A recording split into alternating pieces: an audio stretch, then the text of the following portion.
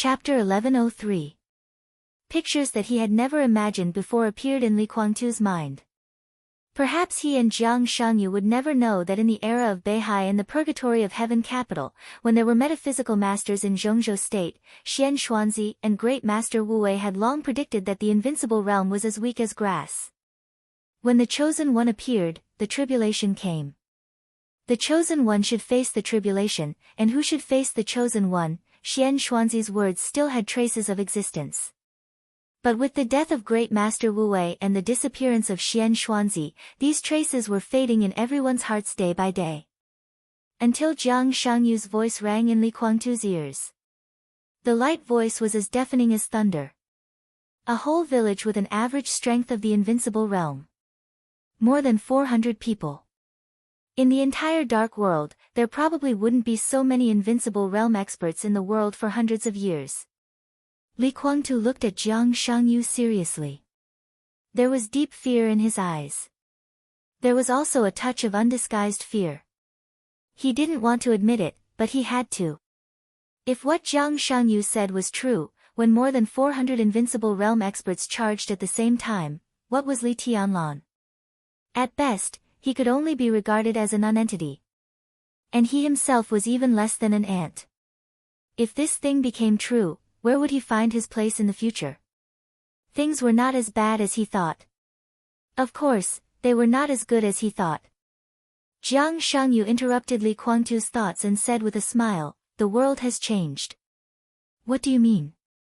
Li Kuangtu frowned. Jiang Shangyu smiled without saying a word.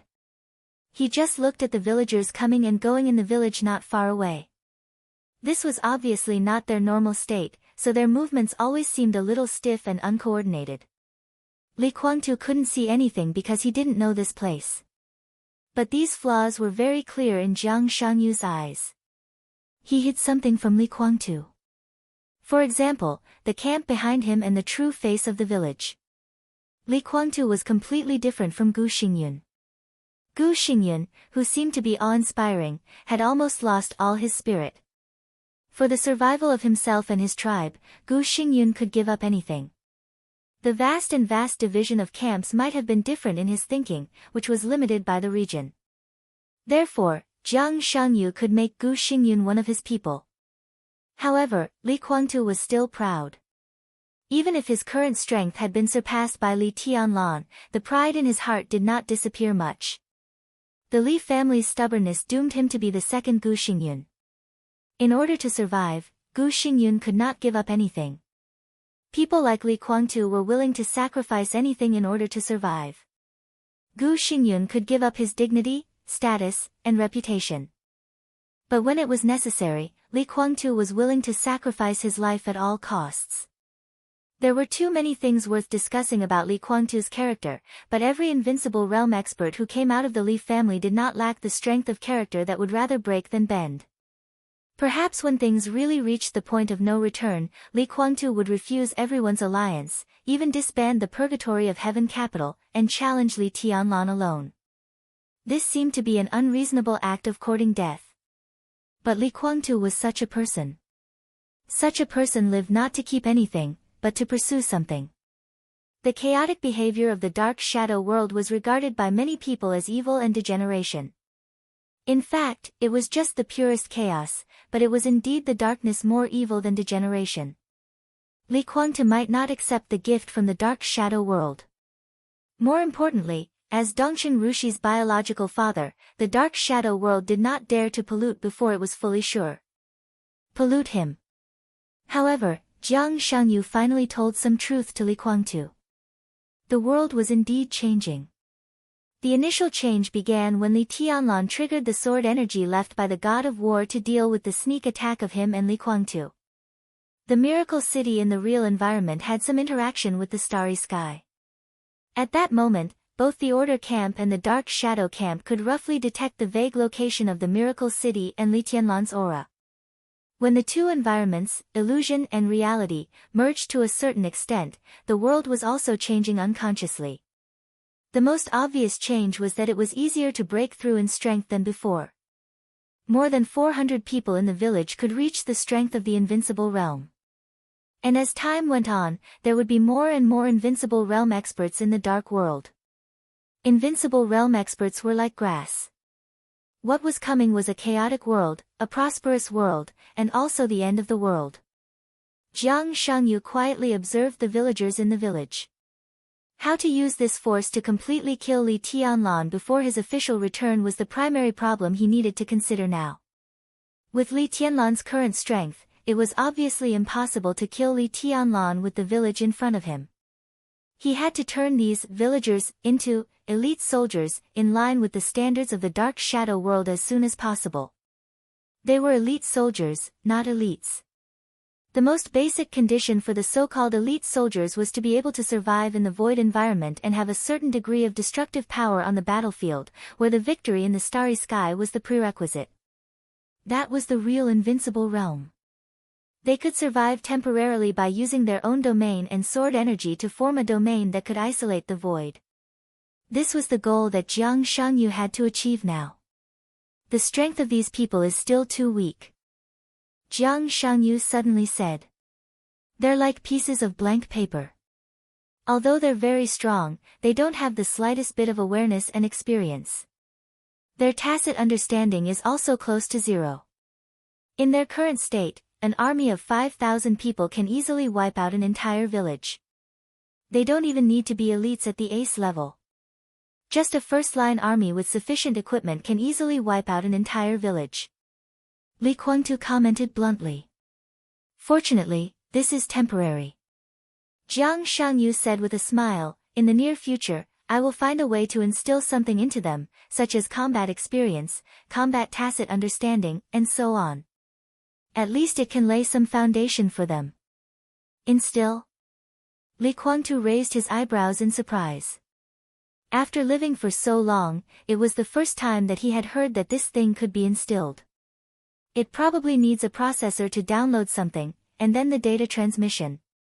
My metaphor is a little inappropriate, but that's the general idea. Jiang Shangyu explained very seriously. Processor, Li Guangtu muttered to himself. Ha! Isn't that a ready-made processor? His download should be almost done. Jiang Shangyu casually pointed in a certain direction. Li Guangtu's pupils contracted slightly. Of course, he knew who was there. But before he could say anything, the village in front of him suddenly changed. Sunlight, streets, houses, people, space, everything seemed to distort in an instant without warning. Boom! In the huge roar, in the corner of the village, in the direction that Jiang Shangyu pointed, a clear wave of air that was visible to the naked eye suddenly exploded. The wave of air twisted and changed, and it looked as if the space of the whole village was constantly boiling. An aura that had been suppressed for a long time was rising unscrupulously in the wave of air, as if it would never have a limit. That was the aura close to the peak of the invincible realm. As soon as Li Guangtu came to this conclusion, the rising aura, it had directly crossed the threshold of the peak of the invincible realm. It was easy, natural, and without any reluctance. The peak of the invincible realm seemed to be just a starting point.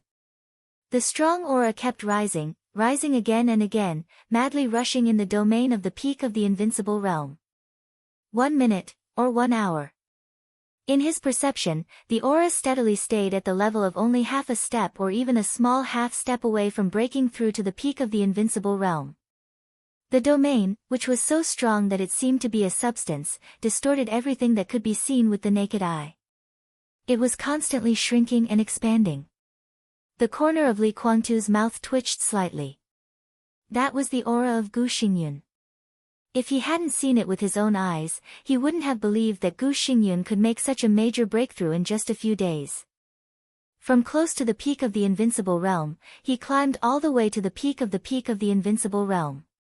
Half a year, 1 year, 2 years, maybe tomorrow, Gu Xingyun might break through again and stand at the same height as him.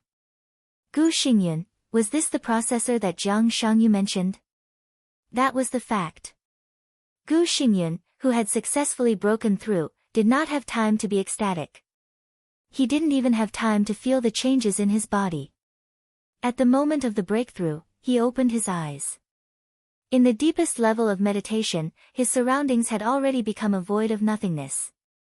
But the moment he opened his eyes, pieces of blood-red shimmer lit up in the void.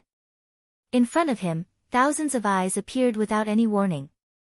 Those pairs of eyes squeezed together and stared straight at Gu Xingyun. Every pair of eyes seemed to be speaking, conveying some kind of information to him. His brain was passively accepting everything and operating at a crazy speed. Hence, his aura continued to rise, and all kinds of battle scenes kept appearing in his mind. Countless eyes continued to instill some information into him. His brain seemed to have become a hard disk, and the storage space had reached its limit. Hence, endless information was spilled out. In the end, everyone in the village stopped. More than 400 villagers seemed to have become a whole brain.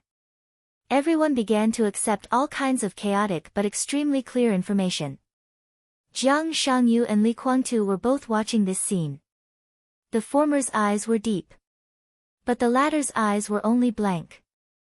Gu Xingyun's strength is very good now, Jiang Shangyu suddenly said. Li Guangtu gritted his teeth and snorted, saying nothing. He could feel that Gu Xingyun's strength was still at the peak of the invincible realm, but the other party had a vague sense of danger that made him feel uncomfortable. In a sense, the current Gu Xingyun seemed to have become an example similar to Li Tianlan, whose strength exceeded his realm. The only difference was that Li Tianlan's strength exceeded his realm by too much. I want to try again, Jiang Shangyu said in a low voice. What? Li Guangtu frowned. Kill Li Tianlan. Jiang Shangyu looked at Li Guangtu with a smile. With the three of us and some villagers at most, do you think it's feasible? Before Li Guangtu could speak, Jiang Shangyu continued, I've already given out the bait to test him. What kind of bait? What do you want to test? Li Guangtu asked with a frown. Two very suspicious people have appeared around Li Tianlan recently. I want to test their origins. Do you think it's easy? Li Guangtu shook his head disapprovingly. It's not difficult. There are always some things that they can't hide, such as some words that are taboo to them. Jiang Shangyu sneered. Chapter 1104. When the car entered the manor of the Bai family, Li Tianlan felt something and suddenly parked the car on the clean and tidy road of the manor. He got out of the car and quietly looked at the sky in the southeast direction, thinking about something. Qin Weibai, who had been a little absent-minded for a few days and seemed to be thinking about something all the time, reacted after a while. She opened the door and walked to Li Tianlan, saying softly, What's wrong? There is something strange there. Li Tianlan's voice was hesitant and uncertain, but the doubt in his eyes gradually began to become clear. It could not be said whether it was his own intuition or heartless will. In the sky extremely far away in the southeast direction, he could clearly feel a power that was of the same origin as heartless twisting and struggling, as if it was imprisoned. Li Tianlan could feel Wuqing's desire, and he could also feel the longing of that mass of energy for Wuqing in the distant southeast. When he perceived this, Li Tianlan suddenly understood something. That mass of energy seemed to have been imprisoned for several days. It was constantly struggling, but it could not return to him and Wuqing. The sharpness in Li Tianlan's eyes flashed away. He did not know what could fix the energy belonging to a murderous weapon in a certain area for several days, but this feeling appeared so coincidentally that he instinctively felt that this phenomenon contained some artificial factors. Li Tianlan raised his palm slightly, and his eyes were cold. Qin Weibai looked at him in astonishment. Li Tianlan also looked at his raised palm in astonishment. He did not know what his instinct wanted to do. The energy that belonged to Ruthless suddenly became clear. Li Tianlan was sure that it was in the southeast direction. But after the sense of distance was magnified, it became extremely blurred. Vaguely, it was at least hundreds of kilometers away. If Ruthless was in his peak state, the distance of hundreds of kilometers could be said to be almost instantaneous. But now Ruthless' energy was exhausted, and his consciousness was blurred. And Li Tianlan himself, in a normal state, absolutely could not attack a target hundreds of kilometers away without knowing what it was. But at that moment, Li Tianlan's instinct told him that he could do it. He did not know why. But he felt that he could do it. The moment he raised his palm, it was as if he was holding a key. It was as if there was a door in front of him. As long as he used the key to open the door, his attack could be instantly transmitted hundreds of kilometers away. It could even be transmitted to any place in the world. The feeling was so clear that Li Tianlan was a little stunned. This slight astonishment caused his rationality to start thinking at the same time. And so the instinct disappeared. The key had also disappeared. In his perception, the energy that belonged to Heartless also became blurry. Li Tianlan narrowed his eyes, which were shining. The breakthrough into the invincible realm this time brought him more confusion than the power it brought him. That feeling of being able to accomplish something in a certain way appeared from time to time, turning into rays of dazzling light. They were like shooting stars in his mind, fleeting and uncontrollable. Li Tianlan roughly knew what he could do, but he had no idea how to do it. There seemed to be a thicker and thicker obstacle in front of him, causing him to have more and more doubts. Li Tianlan slowly lowered his palm with no expression on his face. Heartless, who was draped over his body, suddenly began to fly. Almost at the same time, the energy that belonged to Heartless in his perception became clear again. Something that imprisoned Heartless seemed to be aware of Li Tianlan's and Heartless' attention, and that feeling disappeared almost instantly. The next second, the transparent energy streaked across the sky at an unimaginable absolute speed, like a shooting star, heading straight for Yuzhou. Li Tianlan's gaze at the sky only slightly condensed for a moment. A colorful stream of light had already appeared at the end of his line of sight. Excitement, satisfaction, expectation, and a clear will made the energy not hide its whereabouts at all. A rainbow tens of thousands of meters long appeared over Yuzhou. The rainbow continued to spread, and the seemingly small but actually infinite energy hit the black windbreaker on Li Tianlan in the blink of an eye. The windbreaker, which was constantly flying, seemed to be completely quiet for a moment. Li Tianlan stood where he was for a long time without moving. At this moment, he seemed to be temporarily isolated from the world and fell into an almost eternal meditation.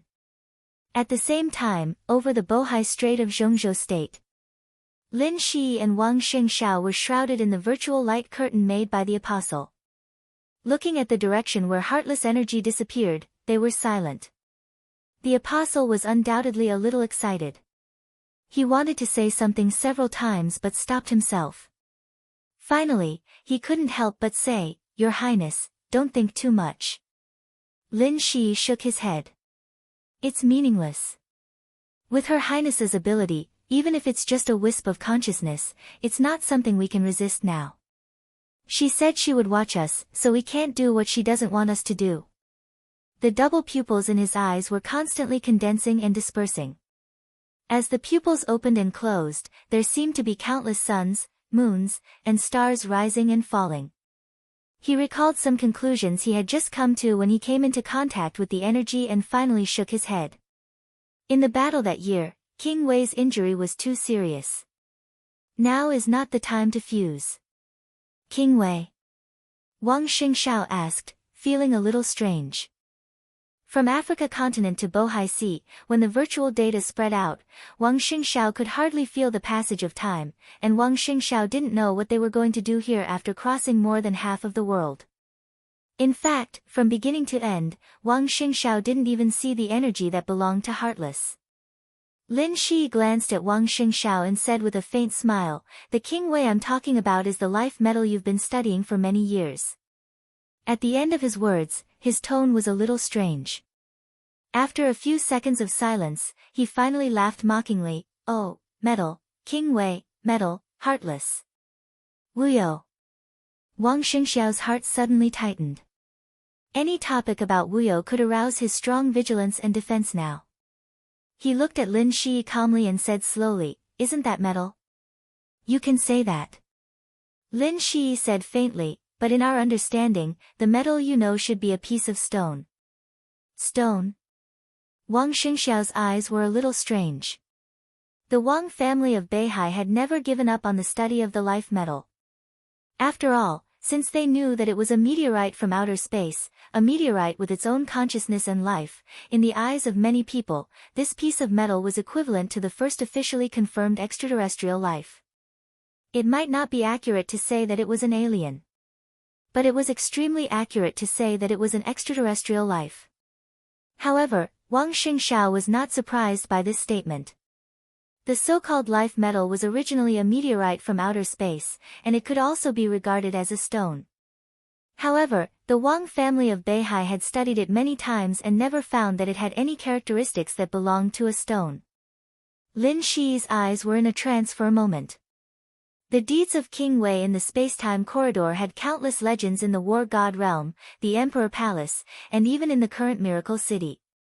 It could be said that he was a household name. The legend of Miracle City had been revised a lot, and some things had even been beautified. But the records of King Wei outside Miracle City were all true.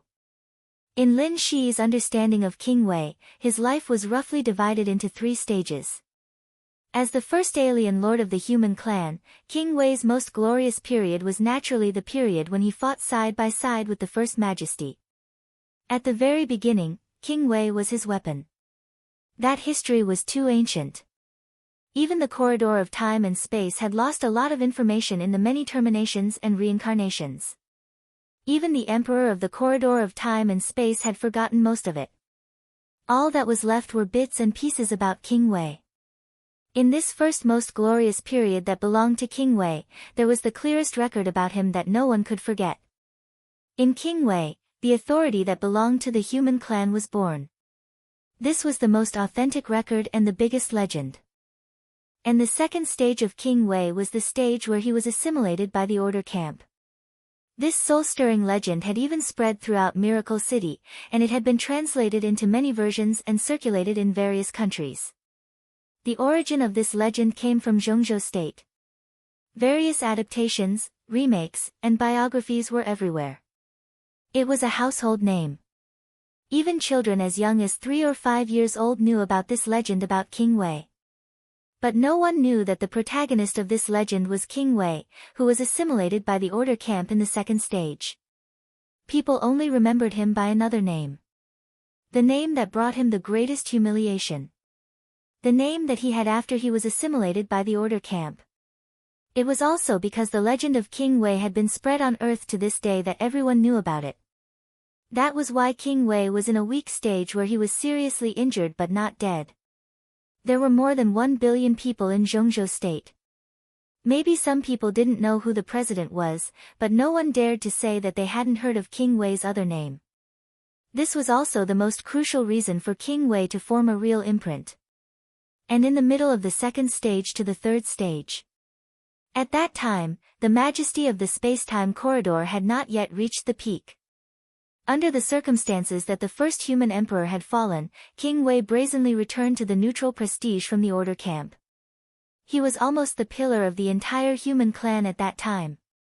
How to let King Wei return to the peak, let him and Li Tianlan return to the most glorious times, and let those blurred legends return to the past was something that everyone was thinking about. To some extent, it could even be said to be their responsibility. Lin Shi glanced at Wang Tianzong. Looking at his calm but extremely vigilant eyes, he suddenly laughed. Maybe you have guessed something, but it doesn't matter. I just want to tell you that the integration of Wuyo of Beihai, Wuyo of the Lin clan, and Wuyo of His Majesty Li Tianlan is the general trend. You can't stop it. No one can stop it. But it will take a long time. I think you don't have to tell me what your attitude is. When His Highness the Sword Emperor recovers and returns, we will communicate with him about this alone. Chapter 1105. The call was not connected. After a long wait, the other end of the phone indicated that the other party was not in the service area. It was absolutely rare to encounter the other party not in the service area in the capital of Zhongzhou State. Xianyuan Wushang was a little surprised and dialed Li Tianlan's cell phone again. It was still the other party not in the service area. The other side of the room was empty in his perception. Li Tianlan and Qin Weibai were not there.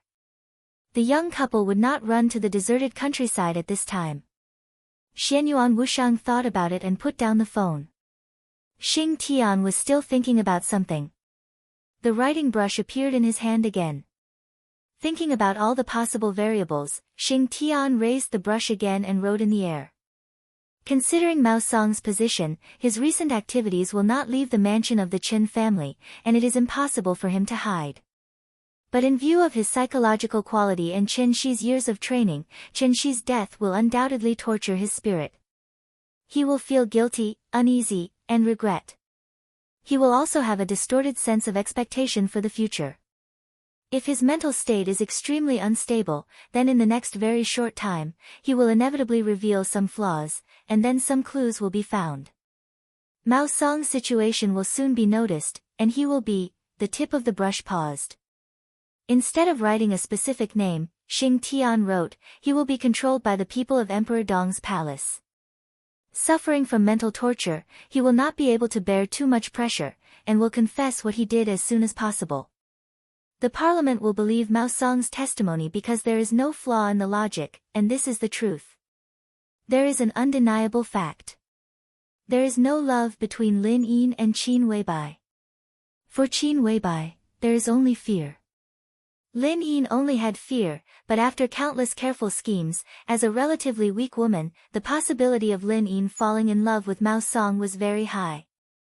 Out of longing, uneasiness, and other psychological reasons, after Chen Shi's death, Lin Yin, who roughly understands the situation and considers herself an outsider, will appear in Yuzhou and appear beside Mao Song.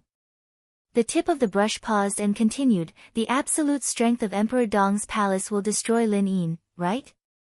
Her fear, desperate situation, and Mao Song's situation will make her return to the psychological state of a normal woman, plus some special reasons. Phoenix Pavilion, Gu Xingyun, Qin Weibai, will appear in front of the parliament. The parliament will, Kacha, the incorporeal brush let out a crisp cracking sound, and faintly discernible cracks began to appear. Xing Tian's face changed slightly. Once again, he condensed a writing brush in the air, erased the word, definitely, and continued to write, the parliament will probably be attracted by Mao Song and Lin Yin, and then turn its attention to Kunlun City and Huang. This will cause some unknown change in the council's mentality. The brush stopped. Then, it disappeared completely. Xianyuan Wushang, who was watching with great interest, paused and then asked, what changes? Unknown changes. Xing Tian said after a moment of silence. Xianyuan Wushang tilted his head and looked expressionlessly at Xing Tian. That's it? You've been writing for half a day, and what's the ending? Are you a eunuch? I can't write it. Xing Tian's tone was calm. Xianyuan Wushang was silent for a moment, then nodded. Not bad. In the real environment of Miracle City, it involved Li Tianlan, Jiang Shangyu, and the parliament of Zhongzhou State. It was normal that Xing Tian couldn't write it. In fact, everything he did today was vaguely beyond his authority. After learning about Phoenix Pavilion and Jiang Shangyu, the mentality of the parliament would definitely change. However, such a change, because it hadn't happened yet, so they had no way to know. But thinking about it carefully, such a change should not be a bad thing after all. Now that the framework of the matter had been written by Xing Tian, it was only to see how things would develop in the end. No matter how it developed next, it would be much better than before. It's getting more and more lively. Xianyuan Wushang sighed softly. I've seen similar situations in the early days of the space-time corridor. Now, no one has the mood to do so. When there is no external threat that cannot be resisted, the so-called struggle, no matter how cruel, seems very childish. Xing Tian was silent and did not speak. Xianyuan Wushang stretched himself and stood up. He glanced at Xing Tian. What do you want to eat? Anything is fine. Xing Tian's voice was simple and honest. In Xianyuan Wushang's sight, Xing Tian's huge and thick legs had almost turned into nothingness. Under the shining light, only the faint, almost transparent shadows of his legs could be seen. Obviously, Xing Tian was not suitable to go out in this state. Xianyuan Wushang nodded. After thinking for a while, he took out a large bucket of purified water from somewhere. Eat this. Xianyuan Wushang handed the purified water to Xing Tian.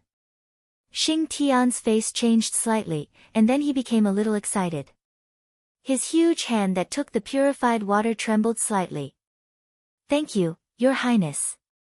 Xianyuan Wushang waved his hand and turned to leave the room.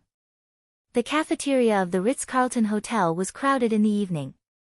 Xianyuan Wushang picked some food in the cafeteria and found a corner to eat slowly. This prince of the space-time corridor wasn't harmless at all when he ate. Especially when he was alone, his entire person looked exceptionally serious. Can I sit here?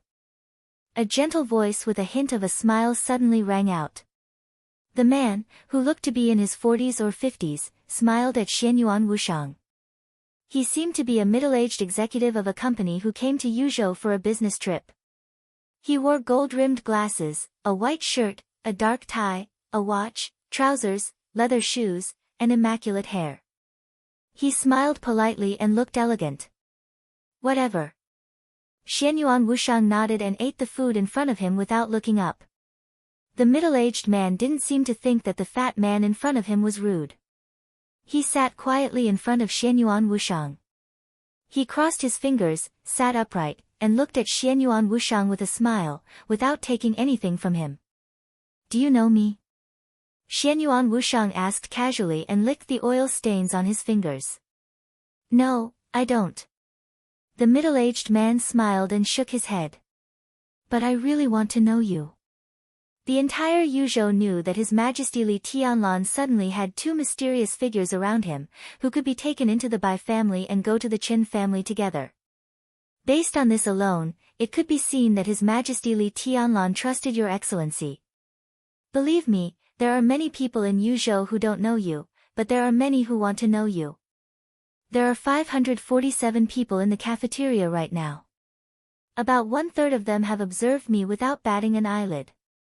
Are they the people who want to get to know me? But they live here and come here to eat, but more than that, they want to know my brother and sister-in-law, right? Xianyuan Wushang smiled carelessly. Maybe. But in my opinion, you are also worth making friends with. He stretched out his hand to Xianyuan Wushang and said with a smile, Zhao Qiming, what's your name? You are more direct than them. Xianyuan Wushang said lightly, but I don't like to be direct. From your attitude, I can feel that you are alert and testing me. He raised his greasy hand and wiped it on the middle-aged man's sleeve, wiping his saliva and oil stains on it. He fully expressed his dissatisfaction. My name is Xianyuan Wushang. Tell me what you want. Zhao Qiming's expression was a little stiff. He didn't know whether it was because of the content of Xianyuan Wushang's words or his actions, or both. He took a deep look at Xianyuan Wushang, slowly sat down, and pondered. He was undoubtedly a very steady person. Even though Xianyuan Wushang's attitude was somewhat unexpected, he was just a little more cautious. Other than that, he didn't show anything else. Xianyuan Wushang's eyes were a little playful. How do you think the current Wang family of Beihai compares to Emperor Dong's palace? The middle-aged man asked softly after a moment of silence. You work for Wang Shengshao. Direct, simple, sharp, and even a little rude. Xianyuan Wushang asked directly. A lot of words that Zhao Qiming had prepared suddenly got stuck in his throat. He felt a little uncomfortable. After 2 seconds, he said in a low voice, I am indeed serving the Wang family of Beihai. What does he want you to do? Xianyuan Wushang's tone was very calm, but it was extremely rude to control the conversation. The corner of Zhao Qiming's mouth twitched uncontrollably. This was completely different from the conversation he had imagined. There was no probing, no roundabout, no temptation, nothing at all. In a few words, the other party directly talked about the topic to the point where there was no room for discussion. He could already imagine what would happen next. He made an invitation. The other party refused. Then, the conversation was over. In a few words, it was really just a few words. But the conversation shouldn't be like this. Zhao Qiming kept taking deep breaths, and his smile began to become reluctant. Well, if possible, we hope that you can join the Wang family of Beihai. But I can promise that the Wang family of Beihai will give you double the treatment you enjoy in Emperor Dong's palace, and... You work for Wang Xingxiao? Xianyuan Wushang asked again. Zhao Qiming was stunned. He forced himself to calm down and said, yes. You're not. Xianyuan Wushang laughed and said, Wang Xingxiao now has a more important partner. Even if he doesn't know my identity, his partner always knows. No matter how stupid he is, he won't let you invite me to join the Wang family of Beihai. Do you understand what I mean? After a pause, he laughed again and said, I just want a small clinic, or an infirmary, in Emperor Dong's palace. Double it for me? 2 clinics. That's really tempting. Zhao Qiming had no time to think about what Xianyuan Wushang had said before, or he didn't want to think about it. Hearing the second half of Xianyuan Wushang's words, he instinctively said, if you have any other requirements, we can talk about it. The Wang family of Beihai has passed the crisis and will inevitably rule the dark world again in the future. If Emperor Dong's palace only gives you a small clinic, what's the point of staying in such a Emperor Dong's palace? The Wang family of Beihai is very sincere. Why do you stay with Dong Huang and help the wicked do evil? Help the wicked do evil. When Zhao Qiming said this word, he deliberately emphasized it, and there was a flash of nervousness in his eyes. He really didn't work for Wang Xingxiao. But the problem was that he didn't know who worked for him on Earth. He just received the commission to contact Xianyuan Wushang. And the condition of the commissioning party was very simple. They asked him to invite Xianyuan Wushang to join the Wang family of Beihai. The only strange thing was the word, help the wicked do evil. This was the word that the commissioning party explicitly asked him to say in front of Xianyuan Wushang. Zhao Qiming stared at Xianyuan Wushang's reaction. There was no sudden change of expression, no anger, no sneer. Xianyuan Wushang, who had been smiling faintly, suddenly stopped smiling. He slowly raised his head and looked at Zhao Qiming. His chubby, harmless face was devoid of any expression. This Xianyuan Wushang was strange and dignified. He looked at Zhao Qiming with indifference, as if he was looking at a dead man. Zhao Qiming was almost instantly soaked in cold sweat. His body stiffened and he stared at Xianyuan Wushang's face. Do you know? Xianyuan Wushang wiped the corner of his mouth with a napkin and said unhurriedly, based on what you said, everyone in my hometown can kill you. Not just you, but your family, your relatives, your friends, your relatives' friends, your friends' friends. Everyone who has even the slightest relationship with you will receive a punishment worse than death. An indescribable chill spread from the soles of his feet to his brain in an instant. Zhao Qiming's breathing suddenly became rapid. You work for Jiang Shangyu. Xianyuan Wushang suddenly laughed. If you work for Wang Xingxiao, he wouldn't dare to let you bring these words to me. Lin Shi wouldn't allow it. Even he doesn't dare to say these words, and neither do I, whoever says them will die. The higher the status, the more it is so. Only Jiang Shangyu can be a human being without scruples. Obviously, he has given up everything he can give up. Maybe you're innocent. Xianyuan Wushang threw the napkin on the table. But you're guilty. You're guilty. It was like a supreme judgment, indifferent, lofty, majestic, and irresistible. Zhao Qiming's body suddenly twitched violently. In the void, an extremely strong life force directly poured into Zhao Qiming's body. The strong vitality nourished Zhao Qiming's body at an unimaginable speed. All the dirt in his body evaporated in an instant. All the viruses and bacteria were emptied. The toxins accumulated by years of drinking and smoking were completely gone. Some hidden dangers in his body that he hadn't noticed were also completely gone. Zhao Qiming's face was ruddy, energetic, and radiant. The toxins in every drop of blood in his body were completely dispelled by this vitality. It was an abrupt yet extremely comfortable feeling. That vitality was still spreading in his body, healing all the hidden dangers in his body. It continued to spread, burst, and spread. The vitality stimulated every cell in his body. All the cells and blood began to grow after receiving a huge amount of nutrients. His 5 viscera and 6 bowels were frantically absorbing this wisp of vitality. At this moment, in front of Xianyuan Wushang, Zhao Qiming's body was like an inflated balloon, gradually expanding at a speed visible to the naked eye. Zhao Qiming's eyes became extremely frightened. He wanted to speak, but the muscles in his mouth and throat were growing crazily, drowning his tongue, his teeth, and occupying every part of his mouth. Crack, the infinitely growing muscles completely crushed the bones in his body. The growing muscles blocked more and more blood in his body. He began to suffocate. His heart pressed against his chest. The muscles burst his nose and even grew out of his eyes and ears. The extremely disgusting and frightening scene also meant that he was suffering the most extreme pain.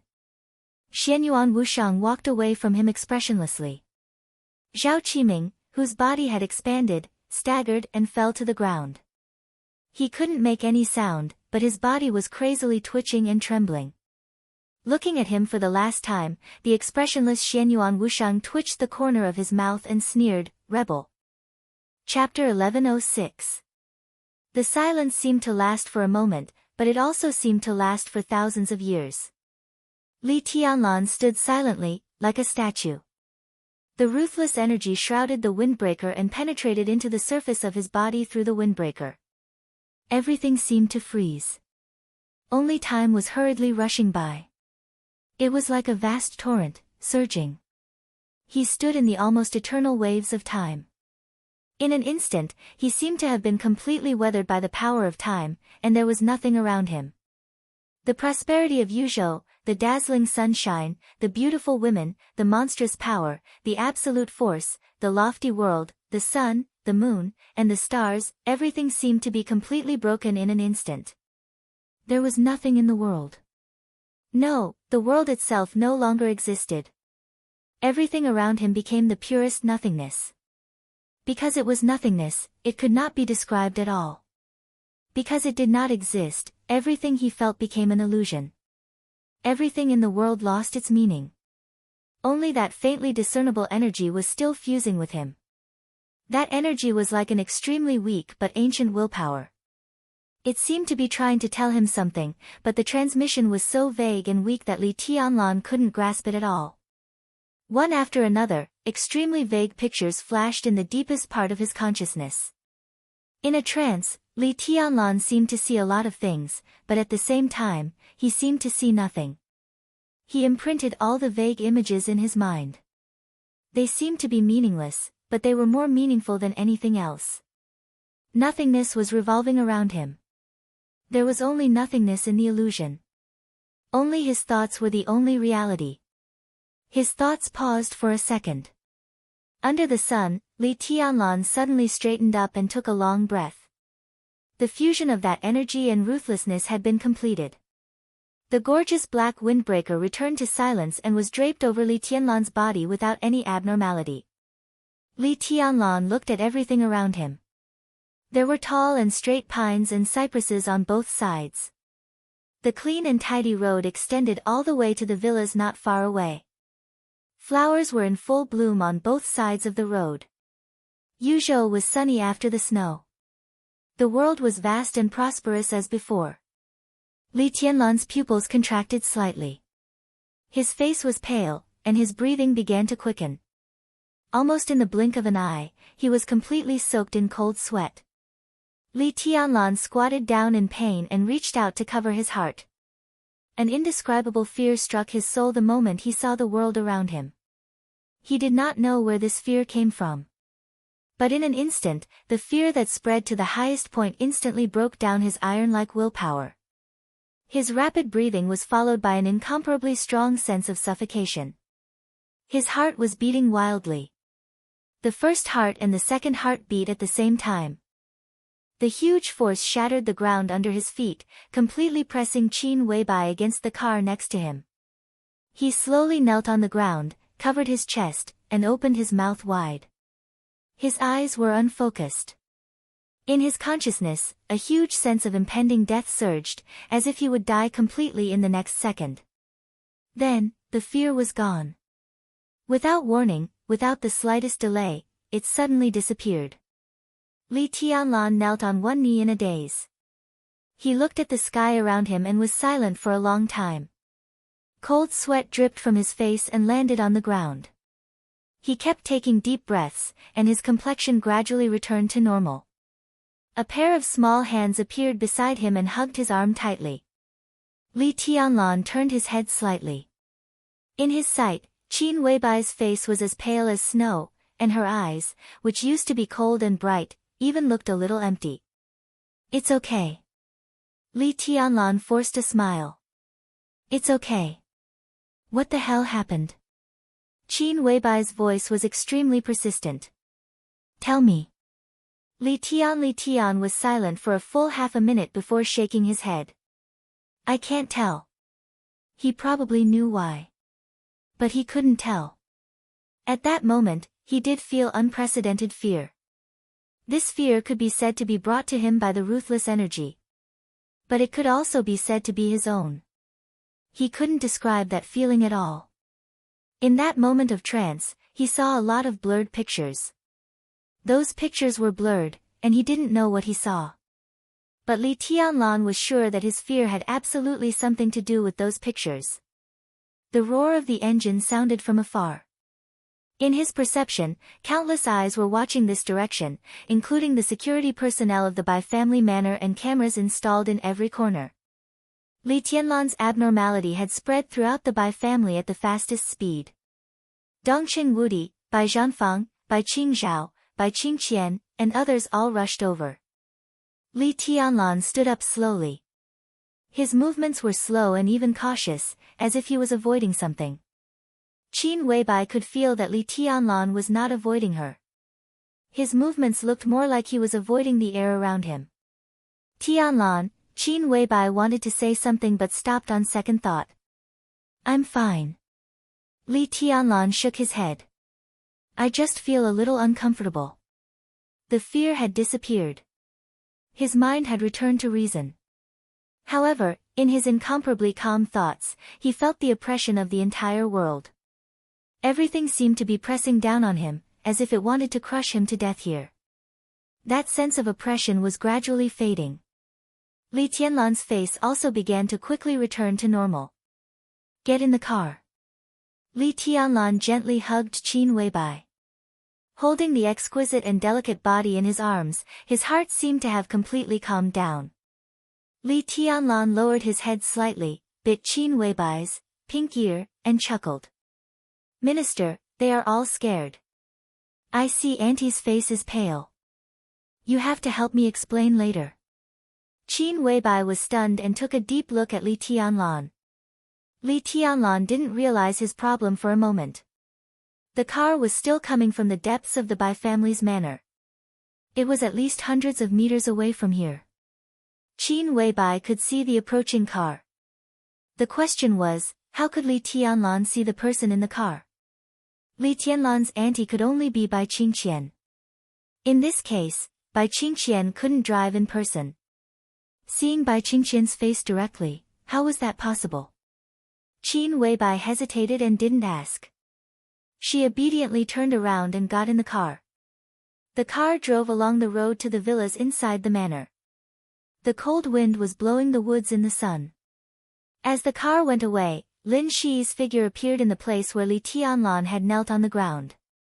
He looked at a small piece of the road that had been shattered, looking serious and thoughtful. "Li Tianlan doesn't look good," Wang Xingxiao said slowly. "Really?" Lin Shi stared at the cracked ground under his feet. "What do you think?" "Obviously, he seems to be frightened by something. But we all know very well that there was nothing around him just now. From this point of view, Li Tianlan's mental state may have some problems. In layman's terms, maybe he has been possessed by the devil." Wang Xingxiao said lightly. "I agree with your first sentence." Lin Shi nodded. Obviously, His Majesty Li Tianlan was indeed frightened by something. But I don't agree with your second inference. Maybe you don't know that His Majesty Li Tianlan is a god. There is no so-called qi deviation, and it is impossible for him to be contaminated and assimilated. He was indeed frightened by something. But there was nothing around him. Was he frightened by Qin Weibai? Wang Xingxiao questioned bluntly.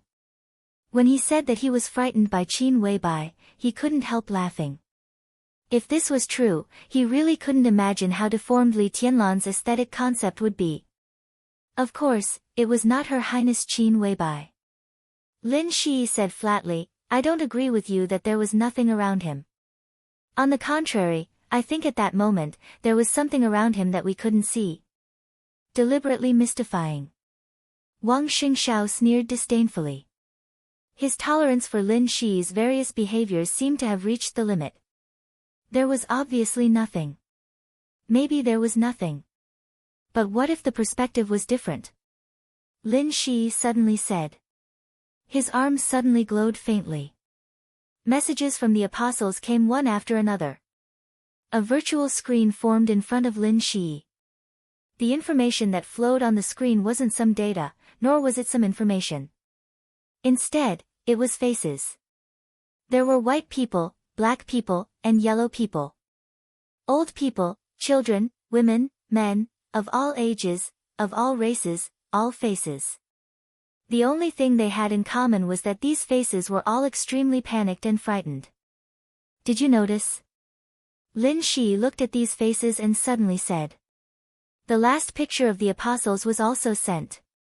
It was Li Tianlan's extremely frightened expression at that moment. Li Tianlan's expression was lined up with the faces around him. Wang Xingxiao suddenly felt a little strange, but he didn't know what was strange about it. He observed carefully, and the more he looked, the more he felt that these people's expressions were highly similar. These people's expressions are similar? Wang Xingxiao frowned and replied. According to the analysis of the apostles, these expressions are as high as 96% similar. But at that moment, His Majesty Li Tianlan's expression was more distorted, which shows that he suffered more fear. What else did you notice? Lin Shi asked. What? Wang Xingxiao was a little confused. Environment. Lin Shi took a deep breath and said, Didn't you notice that these people, except for His Majesty Li Tianlan, are all in very narrow and enclosed spaces like elevators and secret rooms? His Majesty Li Tianlan is the only exception. Wang Xingxiao stopped breathing. In an instant, he realized what was so strange about this photo wall. Indeed, everyone was in an environment similar to a secret room. But in this photo of Li Tianlan, he was surrounded by sunlight, woods, and a vast open environment. What on earth do you want to say? Wang Xingxiao looked at Lin Shi and asked seriously. These people are all patients, and they have the same disease. Lin Shi said expressionlessly, and His Majesty Li Tianlan's expression analysis and the heartbeat frequency at that moment are highly similar to these people. We are very sure that His Majesty Li Tianlan also has the same disease as them. What disease? Wang Xingxiao didn't know why he felt a little uneasy. Claustrophobia. Lin Shi said indifferently. Claustrophobia, claustrophobia. Wang Xingxiao looked at the sky around him. He looked at the vast world and the jungle around him. Just now, Li Tianlan stood in this extremely open environment, and then he suddenly got claustrophobia? Wang Xingxiao looked at Lin Shi seriously and said, Are you kidding me? Chapter 1107. Wang Xingxiao's voice was not very loud, but it was full of extreme absurdity and mockery. Let's not talk about whether Li Tianlan had the so-called claustrophobia before. There was no telling what the probability of him suddenly suffering from claustrophobia was. Right in front of him, right in the Bai family's manor, there was nothing that could make him claustrophobic. This manor of Bai clan was close to a mountain and a river. It covered about 6,000 square meters. It was magnificent. Having such a manor being close to a scenic spot in Yuzhou province represented more than identity and social status. For many years, Bai Zhanfang had served as the speaker of Yuzhou. He and Wu Zhengmin, the current deputy prime minister of the cabinet, could be said to be the two oldest members of parliament in Zhongzhou state. In terms of seniority, Bai Zhanfang had the most seniority among all the members of parliament. People from all walks of Yuzhou who were dissatisfied with the Bai family had privately mentioned the topic of the Bai family occupying a mountain to be the king, but Bai Zhangfang had always been unmoved. Now, with the appearance of Li Tianlan and Emperor Dong's palace, the strong rise of the giant group had been extremely obvious. However, it was said that the manor was going to expand. This was no longer important. Even if it didn't expand now, it was still a manor of nearly 2,000 acres, which was close to the size of 2 forbidden palaces. The buildings here were sparse and arranged in picturesque disorder. The view could be said to be extremely wide. Claustrophobia. The current situation was almost equivalent to Li Tianlan standing on a boundless prairie, but suddenly felt that the vast prairie was like a large suitcase, and he was out of breath in the suitcase. How absurd was that? But Lin Shi said it very seriously. Wang Xingxiao's face was cold. His dissatisfaction with Lin Shi was almost undisguised. The cooperation between the two sides hadn't officially begun yet, but the Wang family of Beihai had already paid the price of the divine martial corps of the non-continent. Although the change of ownership of hundreds of thousands of troops didn't seem to have much impact in a short time, the actual impact could not be ignored. What did Lin Shi do? He said he would deal with Li Tianlan. But Wang Xingxiao did not feel a trace of hostility from him to Li Tianlan. On the contrary, what made him absent-minded was that he felt that Lin Shi's respect for Li Tianlan had always been full. There was no definite action to deal with Li Tianlan. He also didn't take any action to treat his father. The other party used an extremely magical ability to take him around the world, study the energy of murderous weapons, and secretly observe Li Tianlan's every move. Now, he was even in a daze at the footprints he left, saying that he had claustrophobia. Wang Xingxiao felt that the other party was talking nonsense, and he was always talking about inexplicable topics. Hostility? Wang Xingxiao did not feel it at all. Lin Shi's respect for Li Tianlan was obvious. The man and the woman, the apostle and the saint, talked about Li Tianlan like fanatics talking about their god, with fanatical faces. Gritting his teeth, Wang Xingxiao watched Lin Shi ponder over Li Tianlan's footprints and the cracked floor. An idea suddenly came to his mind. If saint and apostle were here, would they kneel down and kiss the footprints left by Li Tianlan? The thought was not funny at all. Wang Xingxiao felt a burst of irritation at the thought. The only thing he could comfort himself now was that the plan for treating his father that Saint came up with now was thought to be miraculous by the elites of the Wang family of Beihai's biological laboratory after a simple combination. But it was just a plan, like a candy to comfort him. As for when it would be sent to him, all he could do was wait. I never make any jokes. While Wang Xingxiao was thinking, Lin Shi's cold voice rang out. So? Wang Xingxiao sneered and said, do you really think that Li Tianlan is likely to have claustrophobia in this environment? You saw the fact, didn't you? Lin Shi asked in reply. What I saw was that Li Tianlan was not in a good state, not some damn claustrophobia. His Majesty just said that he was a little uncomfortable. Lin Shi's voice was calm. Wang Xingxiao took a deep breath and slightly narrowed his eyes. If you still want to talk about these topics, then maybe we don't need to talk anymore. I'm very busy, and I don't have time to waste with you. In fact, I'm not only wasting time here, but you've even interrupted my action. Your plan of action is wrong. Lin Shi said bluntly, in fact, confirming His Majesty's current state is the most important thing. You cannot believe the claustrophobia, and I don't want to believe it either. But if it's true, it will be a disaster for you and any of His Majesty's enemies. Disaster? Wang Xingxiao's eyes were cold and gloomy. Disaster. Lin Shi said calmly, he can kill anyone anywhere, at any time, in any way, and no one will notice it. No one can guard against it. He can take away your life like taking away a feather. The invincible realm, the peak of the invincible realm, and the so-called chosen one have no power to fight back, because you don't know anything at all. The moment he makes a move, you're already dead. What is this? Ghost? God? Wang Xingxiao felt more and more ridiculous. If he had this strength, he would have conquered the world long ago. He doesn't now. Lin Shi shook his head. But there are signs. Because of your so-called claustrophobia. Wang Xingxiao didn't know what tone he should use to speak. I know you can't understand. Lin Shi glanced at him and said, the manner you see is really vast, but maybe the world will be different in front of him. He suddenly waved his hand and asked, do you remember in Emperor Dong's palace? Wang Xingxiao froze for a moment. The current monitoring system of Emperor Dong's palace can't be hacked, but it doesn't mean that we can't get the detailed information of your battle with His Majesty in Emperor Dong's palace.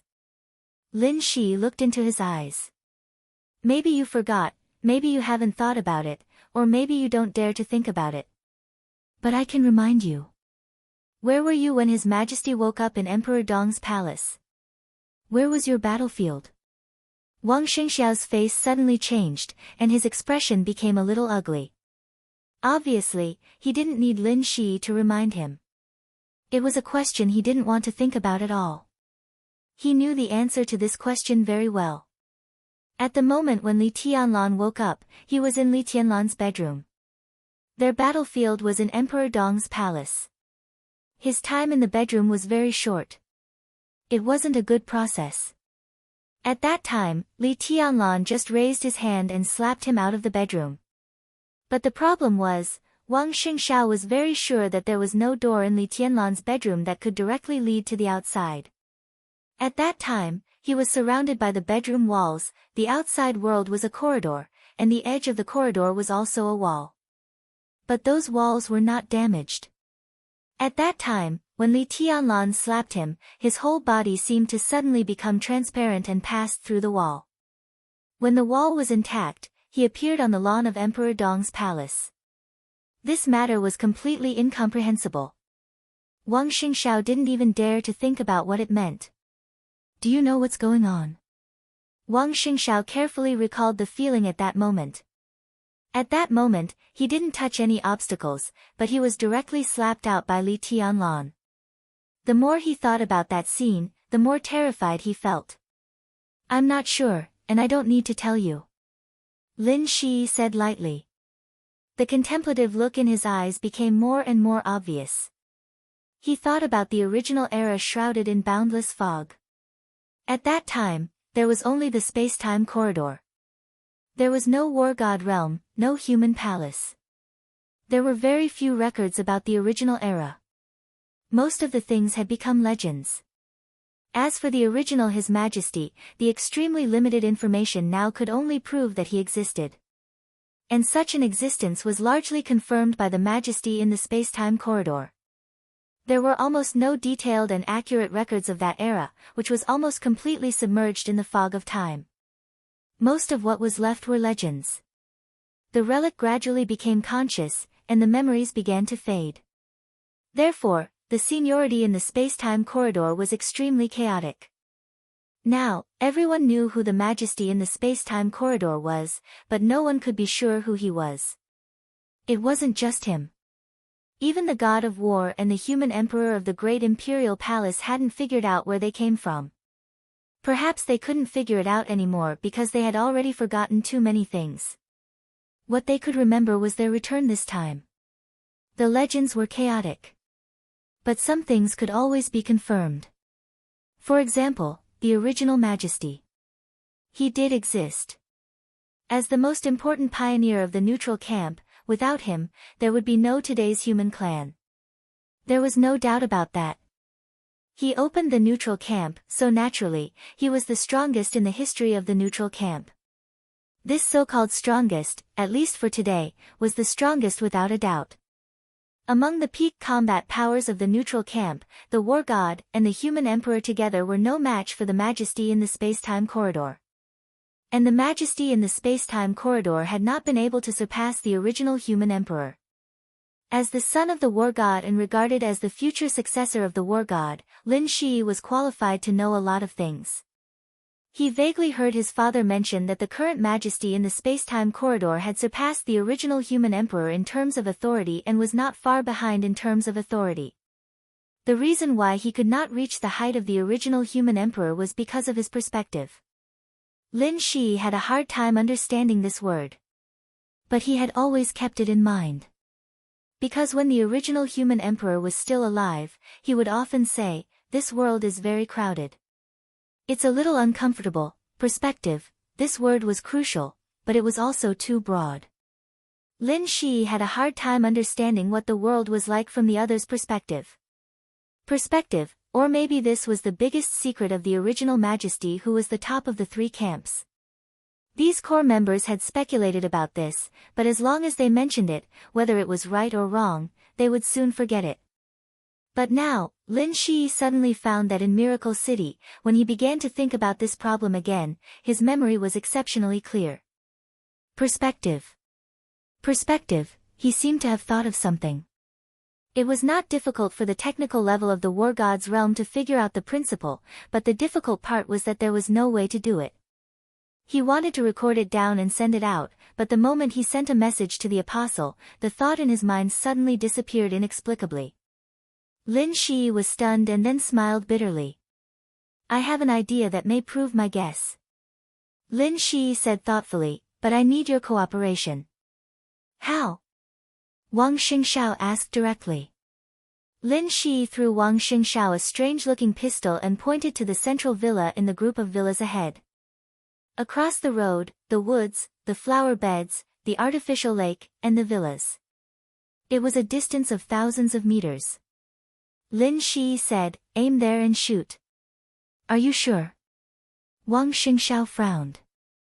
At such a distance, shooting wouldn't do anything, but the gunshot would undoubtedly alarm many people. In the current situation, this was definitely not a good thing. "Give it a try," Lin Shi said. "His Majesty should have some instinctive reaction. This can also let you see if I'm talking nonsense." Wang Xingxiao thought for a moment. Suddenly, he raised his hand and aimed the gun at the central villa. Almost at the same time, in the living room of the central villa, Li Tianlan put down the teacup in his hand. Changed. Everything in front of him changed in an incredible and indescribable way in a trance. Everything became a complete hole in front of his eyes. The distance was shrinking and shrinking at will. Li Tianlan didn't realize this at all. He just stretched out his hand casually and grabbed forward. Crack, on the road of the manor, Wang Xingxiao watched a palm suddenly appear in front of him. It was silent, without warning, and there was no way to guard against it. The palm suddenly grabbed his pistol when he was about to shoot. A huge force burst out. Wang Xingxiao, who was unprepared, had no time to react. His finger, which was about to pull the trigger, was instantly torn off by the huge force. Blood gushed out. The palm in front of him held his pistol and finger and disappeared directly in front of him.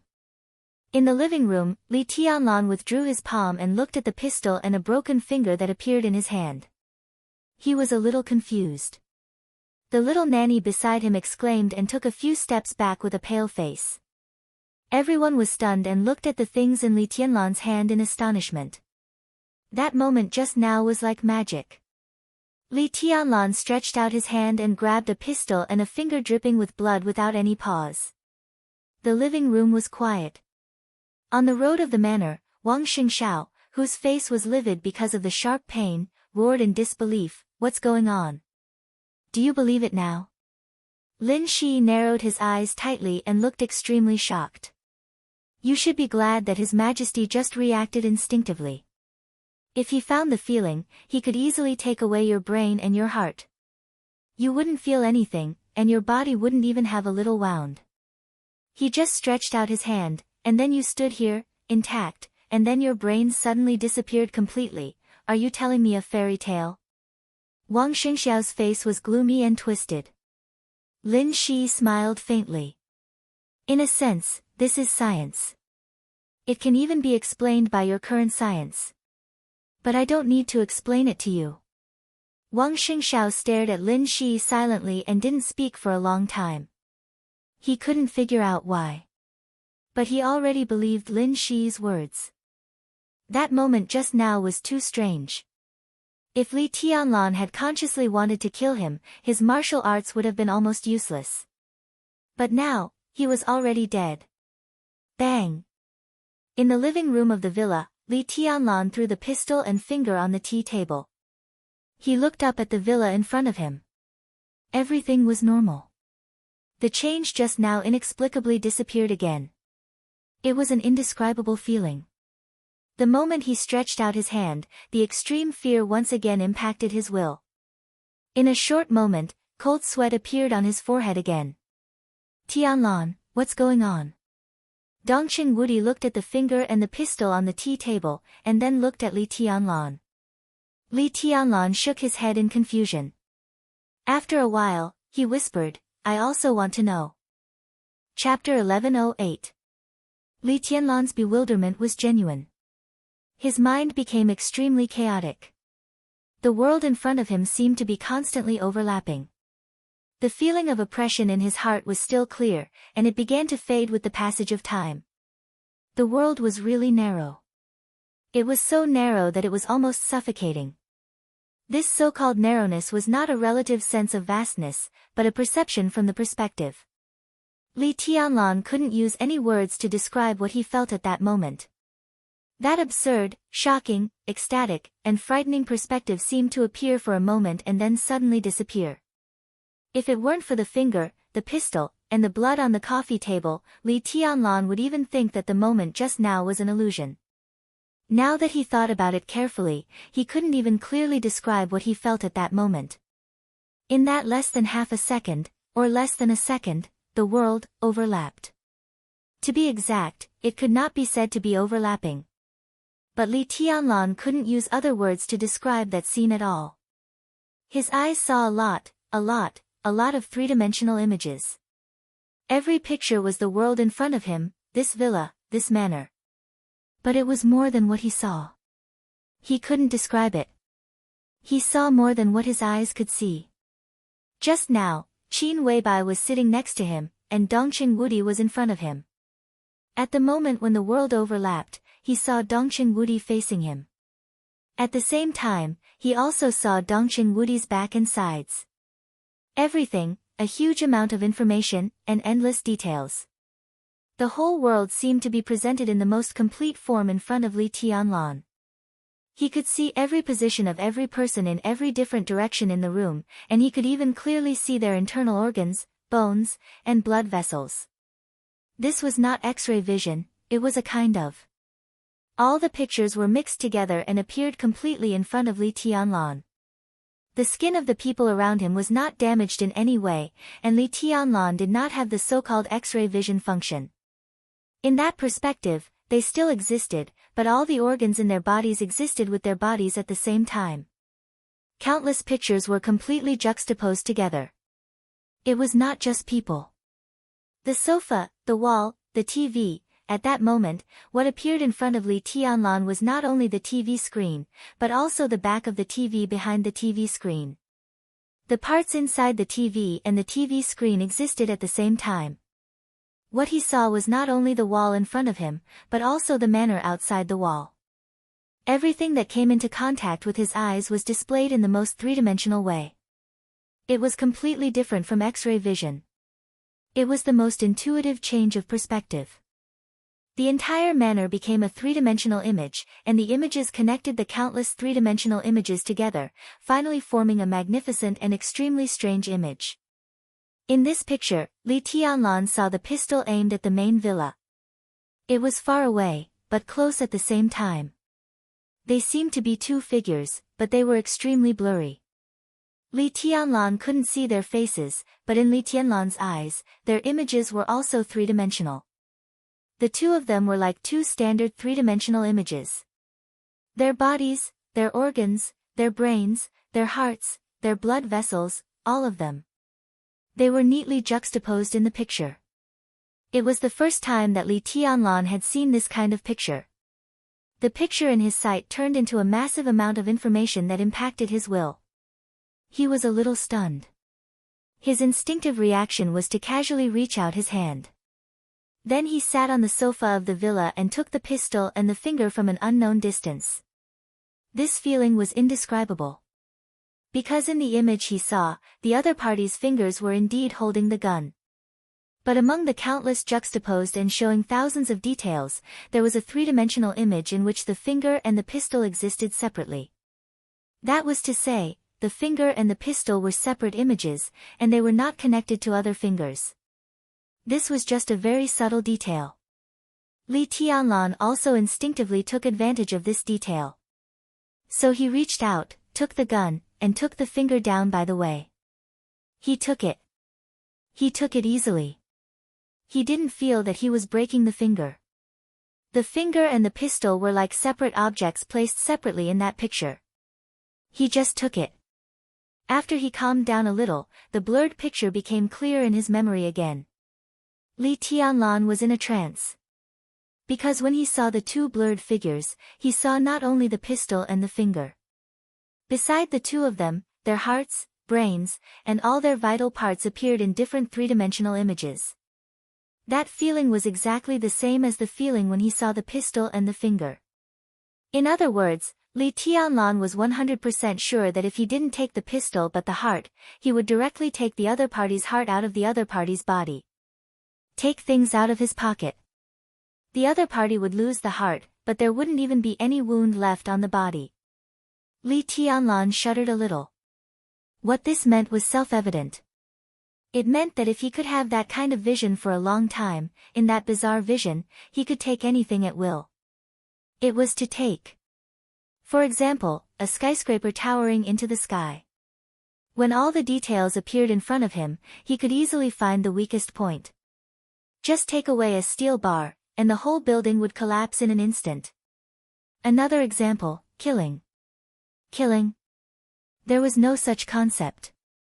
Within his field of vision, even if it was thousands of miles away, through the video, through the screen, as long as he could see, everything about the other party would appear in front of him.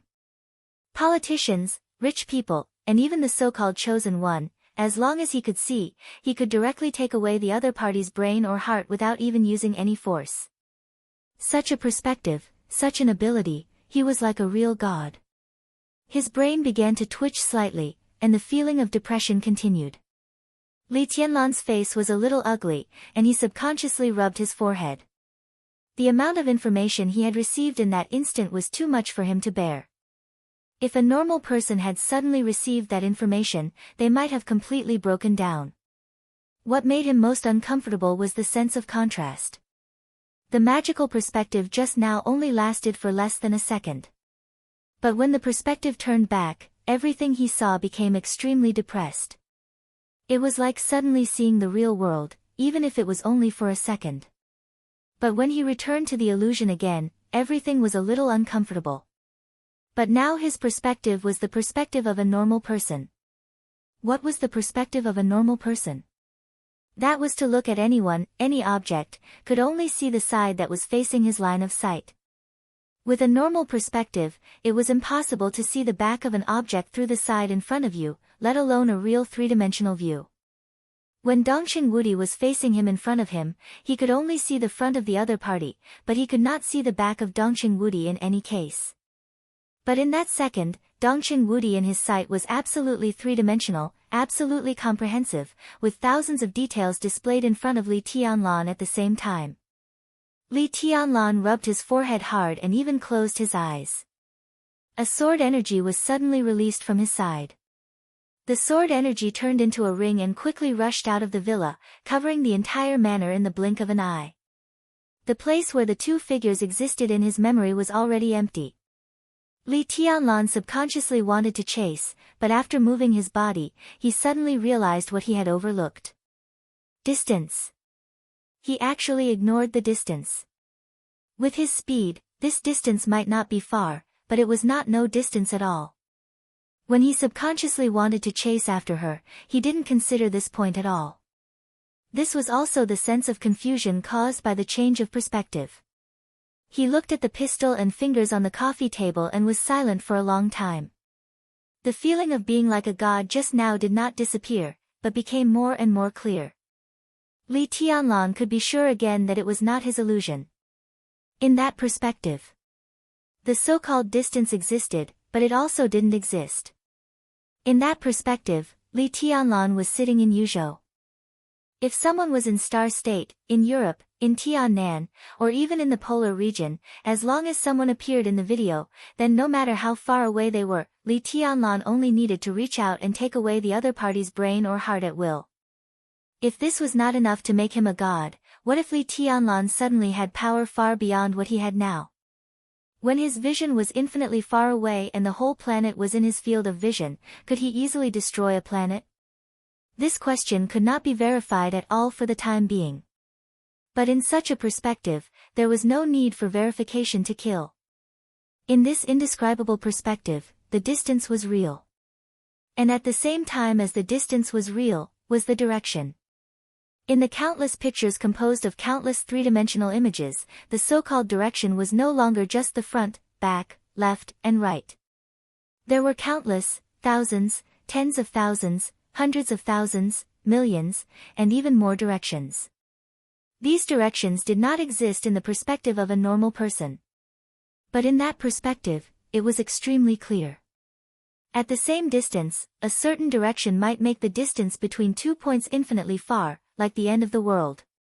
But in another direction, the originally infinitely far distance would be instantly shortened, and it would be close at hand. So Li Tianlan suddenly began to think. When countless directions were completely juxtaposed in front of him, the so-called distance was the distance between 2 points. The countless distances between countless points could be very far or very close. Then, how big was the so-called world, the place where they were living now? Chapter 1109. Dongqing Wudi had a lot to say, but he didn't say anything in the end. After the incredible scene in the living room, everyone could see that Li Tianlan was in a bad state. No one knew how bad it was, but the extremely severe headache and depression almost broke Li Tianlan's will. Li Tianlan didn't have dinner. He went directly to the room that the Bai family had already prepared for him and fell asleep almost as soon as he lay down. He was dizzy and in a trance. Li Tianlan had a dream all night. There were all kinds of bizarre pictures in the dream. His perception of his own position was sparse and difficult to refute. He didn't know where he was in the dream. All he could see was holy light and battleships all over the sky. It was like a mythical world shrouded in technology, or a supermodern world shrouded in myths. The content of the dream had no continuity. It was almost a constantly rotating picture without any connection, but it appeared in the dream as a matter of course. Perhaps influenced by the conversation of Xianyuan Wushang not long ago, a huge cross even appeared in his dream. The fairy tales that he had heard from his grandfather when he was a child also began to appear. The list of deification, the journey to the west, Sun Wukong, Ho-Yi shooting the sun, and so on. His thoughts were completely free in the dream. The pictures flickered without beginning or end. When he opened his eyes, there was already a hazy light outside the window. A pair of soft and delicate hands gently scratched his scalp. Her movements were gentle, and a delicate fragrance floated. A pair of dreamy and bright eyes appeared in Li Tianlan's sight. From the dream to reality, this pair of bright eyes seemed to be a clear bridge. In a moment of trance, Li Tianlan seemed to see the sky full of stars. "You're awake." Seeing him open his eyes, Qin Weibai smiled slightly. Li Tianlan grunted in a low voice, and the messy dream quickly faded away. Li Tianlan rubbed his forehead and took a deep breath. His head was still a little uncomfortable, but Li Tianlan could completely ignore this degree of discomfort. Although the depression in his heart still existed, as the night passed, the pictures he saw before began to become blurred. When the perspective returned to normal, he seemed to become normal. "What time is it?" Li Tianlan asked, playing with Qin Weibai's hair. "It's nearly 10 o'clock. Qin Weibai shook her head. Her hair brushed past Li Tianlan's face, tickling him. "You slept for nearly 14 hours. I'm tired." Li Tianlan laughed at himself and said, "I had a dream all night, and it was all messy." The scene in the dream gradually became blurry and almost completely disappeared. Li Tianlan seemed to think of something and laughed. "I dreamed that Sun Wukong and Buddha had a falling out and fighting. They were even driving a plane to fight against each other. In the dream, I actually felt that it was normal. Qin Weibai also smiled, but her smile was a little unnatural. Dream, she had been dreaming recently. But it was different from Li Tianlan's absurd dream. Her dreams were filled with an extreme regularity and normality. The absurdity and abnormality of the dream were actually the most normal. Qin Weibai's normality was the biggest abnormality. Every time she entered her dream, she would appear in an incomparably vast starry sky. Galaxies and star clusters would constantly appear, and large numbers of stars would explode and fall. Her dream had become a TV series that was related to but not very closely related to the real world, and it would always continue. Qin Weibai was also continuing, looking for her garden, looking for the black giant tree, and looking for the almost transparent figure under the giant tree. In her dream, she had incredible power. That was a dream. The power to make it real. No matter what she needed, with a flash of thought, everything in her imagination could become a reality in the dream. Spaceships, superluminal warships, superluminal interstellar fleets. Star cluster level scanning radars. Various civilizations all over the starry sky. A lot of things appeared out of thin air in her imagination, and even she didn't know what to call them. In just a few days, in the continuous dream every night, Qin Weibai had already owned countless superluminal interstellar fleets that could travel across the starry sky. If all the numbers were added up, Qin Weibai had calculated that the number had exceeded 6 trillion. Not 6 trillion warships, but 6 trillion fleets. Each fleet had the ability to search a galaxy. But under the vast starry sky in the dream, she wanted to find what she was looking for, but it was still like looking for a needle in a haystack. Qin Weibai didn't tell Li Tianlan about all this. She didn't know why. Every time she wanted to say it, there would be an indescribable fear in her heart.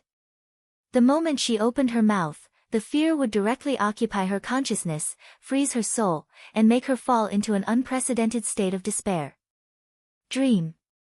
This was originally a very normal thing, but now it had become the most sensitive thing for Qin Weibai. Not feeling well. Li Tianlan glanced at Qin Weibai and touched her forehead. No. Qin Weibai blinked and reached out to pinch Li Tianlan's nose. If you hadn't tortured me last night, I wouldn't have slept so soundly. Li Tianlan sat up with a smile. Are you hungry? Dad and the others went to the meeting. I told Mom to prepare lunch now. Ah, she said she would make soup for you last night, but she was still busy in the middle of the night. It should be ready to drink now. Qin Weibai took the pajamas and put them on for Li Tianlan. Her action of helping Li Tianlan put on his clothes was natural. The tone of her voice was also natural. Dad. Mom, Li Tianlan's body was a little stiff. He suddenly didn't know what to say. The parents that Qin Weibai mentioned could only be Dongqing Wudi and Bai Qingqian. It couldn't be anyone else. This feeling was indescribable. What's wrong? Don't you like me calling them that? Qin Weibai tied the gown for Li Tianlan and asked carefully. No, Li Tianlan's voice was a little complicated. They are very happy. Qin Weibai took Li Tianlan's hand and stood up. Whether as a daughter-in-law or a goddaughter, I can call them Mom and Dad. If you don't like it, then I'll be their goddaughter. If you like it, I'll be your daughter-in-law. She looked at Li Tianlan with bright eyes. Do you like it? Li Tianlan was silent for a long time, then smiled and said, Did the minister go to the meeting? Yes. Taking a deep look at him, Qin Weibai nodded. She seemed to suddenly think of something and continued, By the way, when Dad left, he didn't look good. Council meeting. Li Tianlan frowned. Plenary meeting. Qin Weibai said softly. Li Tianlan paused and didn't speak. At this level, there were some rules about what kind of meeting it was. The council meeting referred to a small-scale meeting among the 9 council members. Although this kind of meeting was extremely formal, there would basically be no resolution on some particularly sensitive matters. On some sensitive issues, the council meeting seemed more like a discussion and test, which was a precursor.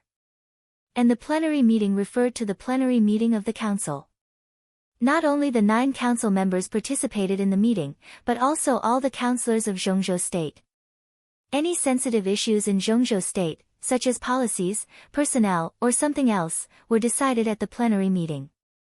When Dongqing Wudi called Li Tianlan yesterday, they had just finished the council meeting. Now, only one night had passed, and the plenary meeting came. Li Tianlan took a deep breath, and his eyes were a little grim. In recent days, the theme of the meeting almost all revolved around the death of Chen Fangqing and the stability and development of the cabinet. To be clear, the theme of the meeting these days was that the Academy, the Prince Group, the Southeast Group, and even the Special Warfare Group, which was too busy to take care of itself, were putting pressure on Li Tianlan and Dongqing Wudi. The North Group continued to remain silent. If everything went well, the North Group would be a part of the new group in the future. But obviously, the impact of Chen Fangqing's death was gradually fermenting, and some people inside the North Group had begun to have some doubts and scruples. Under such circumstances, could it be that this plenary meeting was about to form some sort of resolution? What do you think? Li Tianlan suddenly asked. He would not regard Qin Weibai as a vase who could only warm his bed and please him in bed. No one in the world dared to think so. Although the goddess who stayed with him had completely restrained all her sharpness, no one dared to underestimate her wisdom. Not to mention anything else, she was now the patriarch of the Lin clan, which was enough to explain everything. It's difficult. Qin Weibai had obviously been thinking about this problem. We are very passive now. The only thing we can do is to compromise and make concessions. It's not good for anyone to fight head-on. And if we really fight head-on, we have no chance of winning, no chance at all. Qin Weibai shook her head gently. In the current situation, it's already a victory if we don't lose too many things. I can make concessions, but they are too insatiable. Li Tianlan said expressionlessly. There's no way. Qin Weibai said directly, we can only wait. It's best to do nothing now. Wait? Li Tianlan raised his eyebrows. Wait for a variable. Qin Weibai said softly. She looked at Li Tianlan and continued, I've done something secretly, and now I'm almost ready. It was originally a good card, but at the critical moment, we have no choice but to play it first, but it's not the time yet. It's better to hide this card first. If there's a right opportunity, this card can play a great role. What card? Li Tianlan looked at Qin Weibai curiously. It's about the Special Warfare Group, as well as some people and things of other groups. Qin Weibai smiled. It's very sensitive. It's not the right time yet. I need an opportunity. As for now, what we need to do the most is to withstand the pressure and compromise appropriately. They seem to be chasing us relentlessly, but no one really wants to kill us.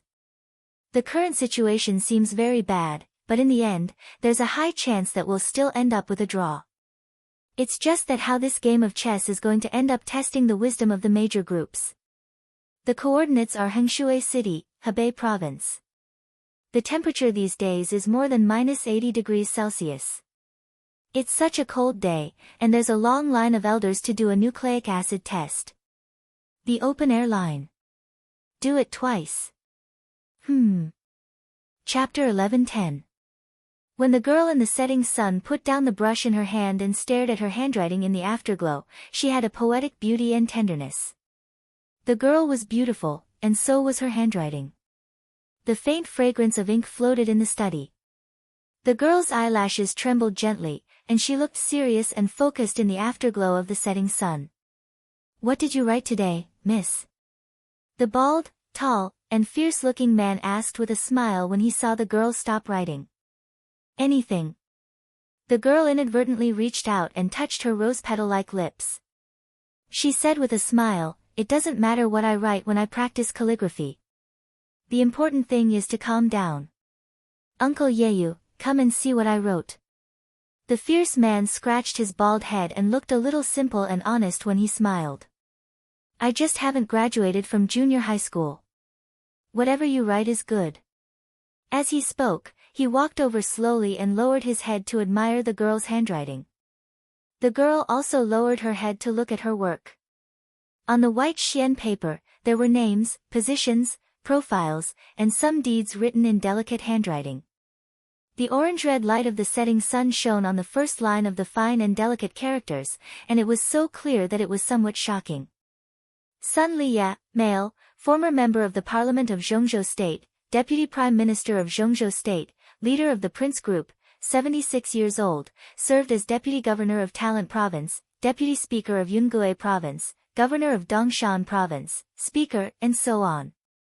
During his tenure as Minister of the Ministry of Personnel, he fought for the interests of the Special Warfare Group many times, intentionally or unintentionally, such as Sun Lu, Deputy Speaker of Dongshan Province, Deputy Governor of Beijiang Province, Number 6 of Phoenix Pavilion, codenamed Snow Shadow, appeared beside Sun Liya 20 years ago, 37 years old now, and constantly influenced Sun Liya's decisions, such as a certain year, month, and day. Now living in building number 7 of Dragon Lake Park in Yuzhou. Number 17 of Phoenix Pavilion, codenamed White Fox, appeared beside Sun Liya 12 years ago, 26 years old now, and cooperated well with Snow Shadow. Now living in building number 7 of Dragon Lake Park in Yuzhou.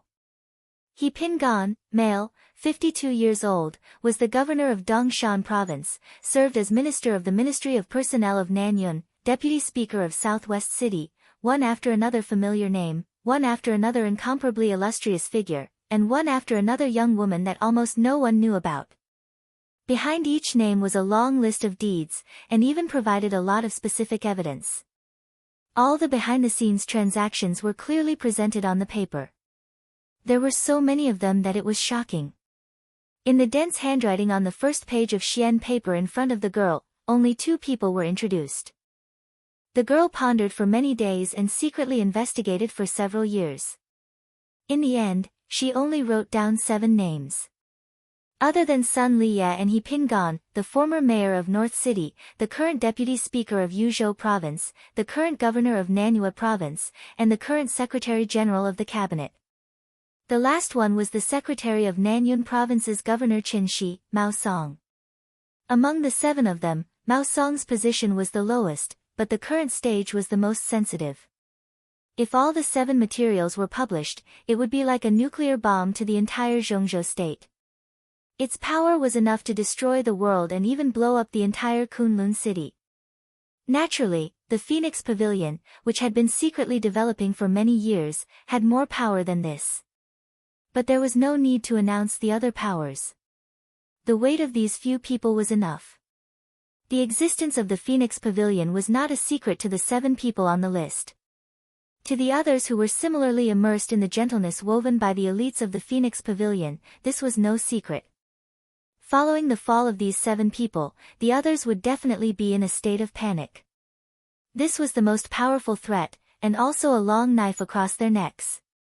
After the 7 people were taken down in an instant, Emperor Dong's palace could continue to use this long knife to make use of those who had not been exposed. Dongshan, Nanyue, North City, the cabinet, the 7 names involved the Prince Group, the North Group, the Academics, and the Southeast Group, which was enough to show how terrifying the tentacles of the Phoenix Pavilion extended.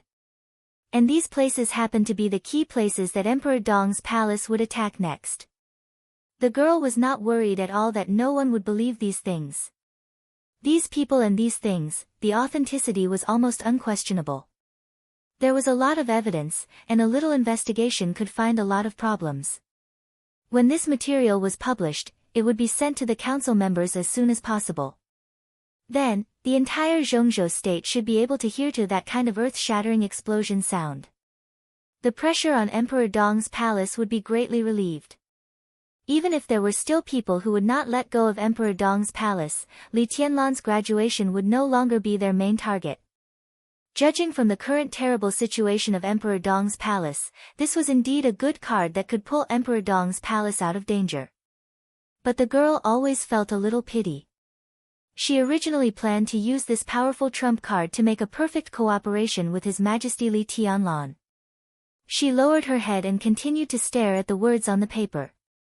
Beside the girl, the expert at the peak of the thunder-shocking realm from Kunlun City was also reading these words seriously. His loyalty to Kunlun City had always been extremely fanatical. But looking at the shocking information on the paper, which was enough to doom Kunlun City eternally, he did not have the slightest change in his expression. All the real handwriting became different when it was projected to his eyes. He just felt that there were a lot of handwriting on the paper, and it seemed that what he saw was not comprehensive. But he did not think much and just smiled. There is no wind or rain, and it looks a little familiar.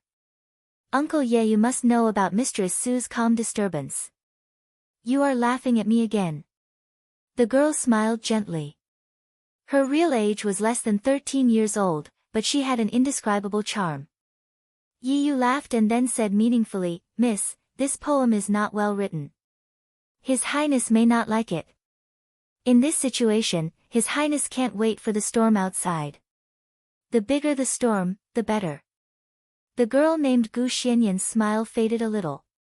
After thinking for 2 seconds, she asked softly, still can't get in touch with the teacher? Can't get in touch with him? Yi Yu shook his head helplessly. I haven't heard from him for several days. I don't know where His Highness is. Gu Xianyan nodded thoughtfully and looked at the handwriting on the desk in front of her again. Sister Qin was now ready to play her card, but she had never really done it. She said she would wait for an opportunity. Would this opportunity be the time for Gu Xingyan to appear?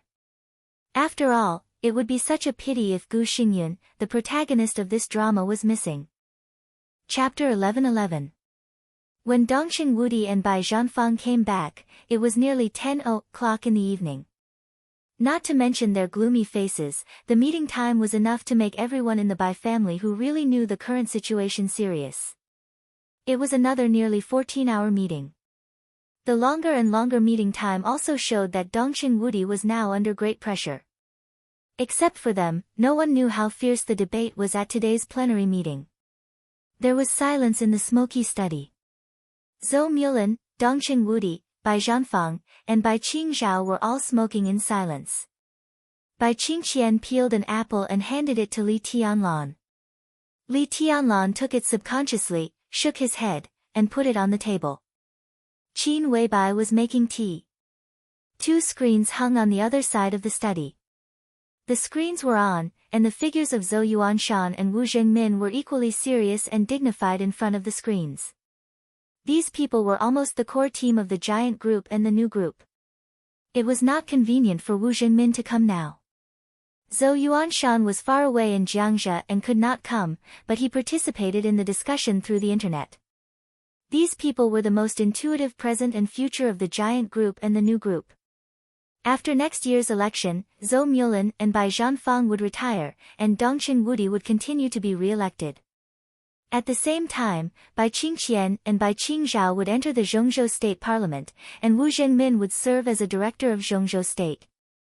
Zhou Yuanshan, who was 39 years old this year, would officially establish his position as the leader of the new group in this election.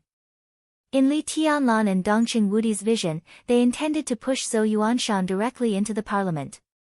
Considering his age, it was almost impossible for Zhou Yuanshan to become a member of parliament, but he could pass the time as a substitute member. At the same time, he could stabilize Nanyue. 5 years later, he could enter the parliament and even further become a director. This was the biggest disadvantage of the new group now. It was not that there were no people available, but there were no suitable candidates for some high-level positions, which involved qualifications and prestige. Wu Zhengmin was the only candidate who could make everyone speechless.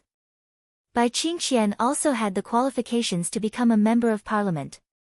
A little lower, there were provincial speakers and governors. Although the people of the new group lacked qualifications, there was no lack of recommendations. As a result, Nanyue was a little difficult. Unless the new group gave up Nanyue, it was necessary to introduce a candidate who could barely enter the parliament. Zhou Yuanshan was the only choice. Although Zhou Yuanshan was too young and barely qualified, his future and ability were reassuring. Coupled with Li Tianlan's strength, it was not impossible for the new group to push him up. However, with Qin Fengqing's death, the variables in everything increased greatly. Not to mention Zhou Yuanshan's position, even Bai Qingqian's position was being coveted. I'll take a step back. In the long, deathly silence, Wu Zhengmin suddenly smiled and said in a calm voice. For a moment, no one spoke. Qin Weibai paused in making tea. After a few seconds, she looked up and asked, "Is the situation so serious?" "I'm afraid it's more serious than you think." Dongqing Wudi took a deep drag on his cigarette and sighed softly. "What did you discuss in today's meeting?" Li Tianlan asked suddenly.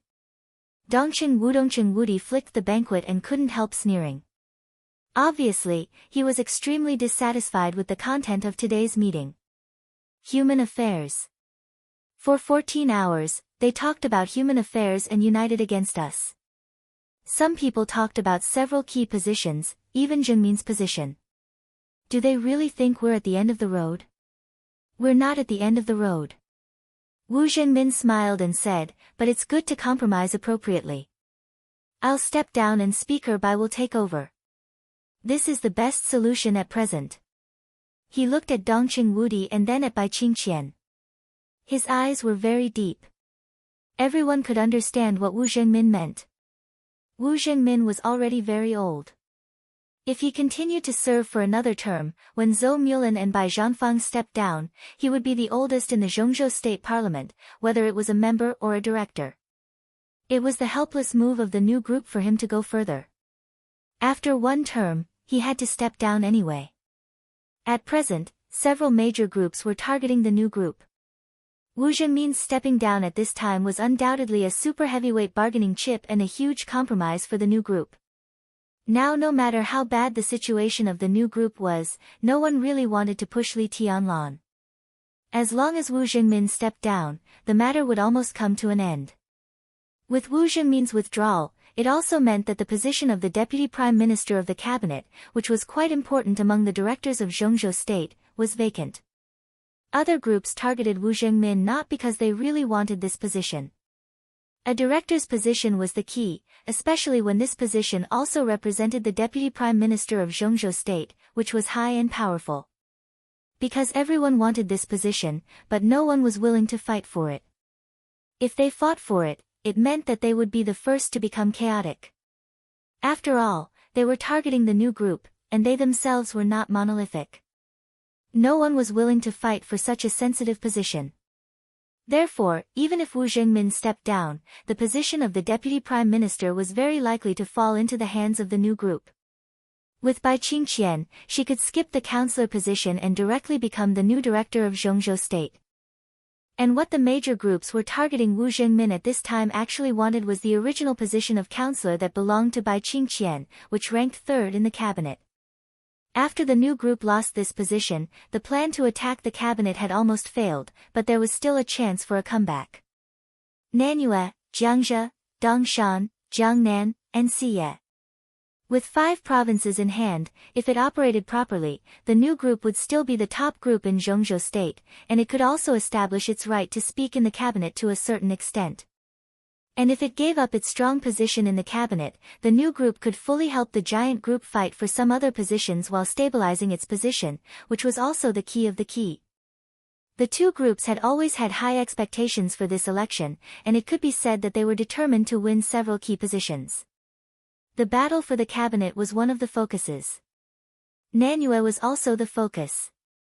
In addition, there was a position in the military that everyone was paying attention to but no one had mentioned yet.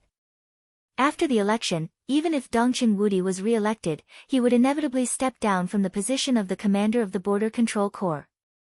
This position originally belonged to Dijiang of the Wang family of Beihai, but after his resignation, Dongqing Wudi held the position for more than 2 years.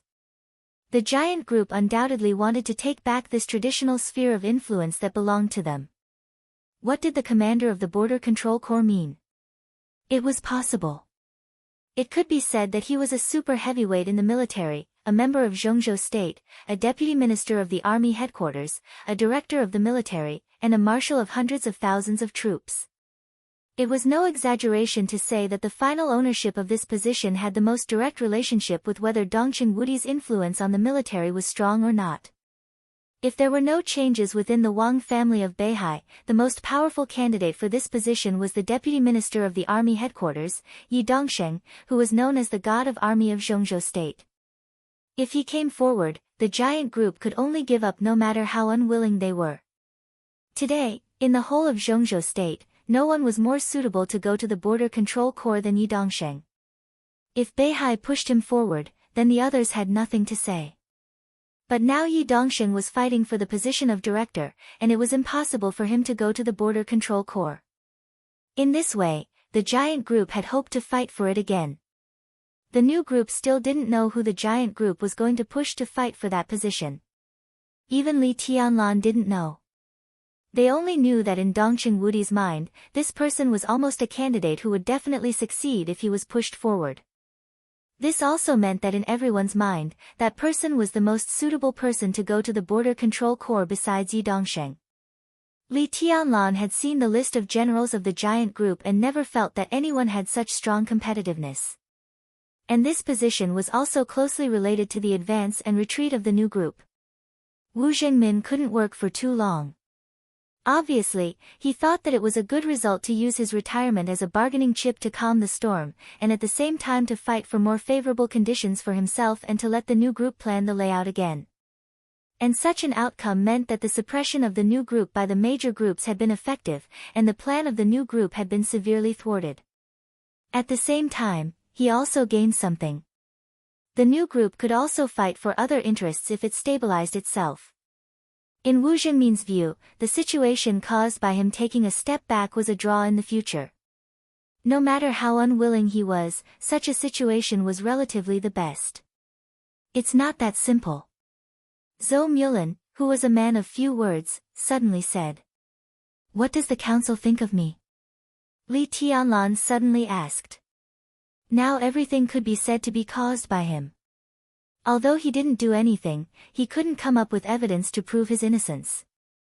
All the pressure on the new group and the giant group was also because of him. The council's view of him was the key. Dongqing Wudi glanced at him and suddenly smiled. The council still recognizes your ability and future. Wentian proposed to lock you up again for a long time, and Wenxiang voted for it. But it was rejected by the president. It was expected that Guo Wentian wanted to lock him up to stabilize the position of the prince group. And Ji Wenxiang, the tycoon of the southeast group, voted for it. Beihai, Wang Xingxiao, now really felt that his wings had hardened. Li Tianlan twitched the corner of his mouth and didn't speak. Everyone knew that it was impossible to lock Li Tianlan up again at this time. Since the other party mentioned it, there was no doubt that he wanted to take more things from the new group. Li Tianlan thought in silence. He knew very well that he had to do something again now. The president proposed to make you a special security advisor of Zhongzhou state, on the same level as Gu Xingyun and a director. What do you think? Dongqing Wudi suddenly asked. Chapter 11-12. Special Security Advisor of Zhongzhou State. In the history of Zhongzhou State, this was not a strange position, but it was also a position that most people had never heard of. The title of the war god of Zhongzhou State was just what the outside world, or to be exact, the dark world called Gu Xingyun. Kunlun City was the hub of the special warfare system of Zhongzhou State, but that was not its name to the outside world. The hub of the special warfare system that Zhongzhou State would not disclose to the public but was recorded was officially called the Special Operations Department of Zhongzhou State. As for Gu Xingyun, he was the 12th minister of the Special Operations Department of Zhongzhou State and also served as the Special Security Advisor of Zhongzhou State. Those who knew about this kind of part-time job would naturally understand. Moreover, the dark world was originally in a state of darkness. As long as it was not exposed, it naturally did not matter what the outside world called it. However, Li Huaqing's suggestion was to separate Gu Xingyun's two duties. That was to say, in the special warfare system of Zhongzhou State in the future, Gu Xingyun would be the Minister of Special Operations Department, and Li Tianlan would serve as the Security Advisor of Special Operations Department. There was no such thing as who was the boss and who was the second. There was a complete balance of power. Li Tianlan also had an official identity, as well as the treatment and corresponding power equal to that of a council giant in Zhongzhou state. To some extent, such a proposal could be regarded as Li Huaqing's appeasement to the new group. When they were suppressing the new group, they naturally did not think of really driving Li Tianlan into a corner and making Wu Jingmin step down. They took away the position of counselor by Qing Qian and some other important positions and let Li Tianlan enter the decision-making level of the council. This was undoubtedly a kind of balance. It was no exaggeration to say that under normal circumstances, Li Tianlan's treatment could be regarded as a meteoric rise. This kind of advancement wasn't completely unreasonable. After all, Li Tianlan had served as the commander of the Snowdance Corps in the Chaos of Snow Country, which was also a commander-level position, equivalent to that of a member of parliament. Although this position had been removed by the parliament, this experience was also a qualification. Now he had become the special security advisor of Zhongzhou state, and his treatment and status had been further improved. With this qualification and Li Tianlan's own combat capability, others could not say anything. But in this situation, how could Li Tianlan be on the same level as Gu Xingyun? I disagree. Li Tianlan expressed his opinion directly and frankly. His eyes were cold. No one was surprised. Li Tianlan's objection was completely reasonable. Those who could enter this study were very observant about the balance and compromise in all aspects.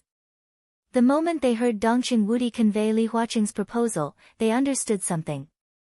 Making Li Tianlan the special security advisor of Zhongzhou state was tantamount to giving him the power of a council member of Zhongzhou state. It was indeed a huge promotion, which could be said to be a good thing. But Li Huaqing's focus was not on this at all. The point of his proposal was to put Li Tianlan on the same level as Gu Xingyun.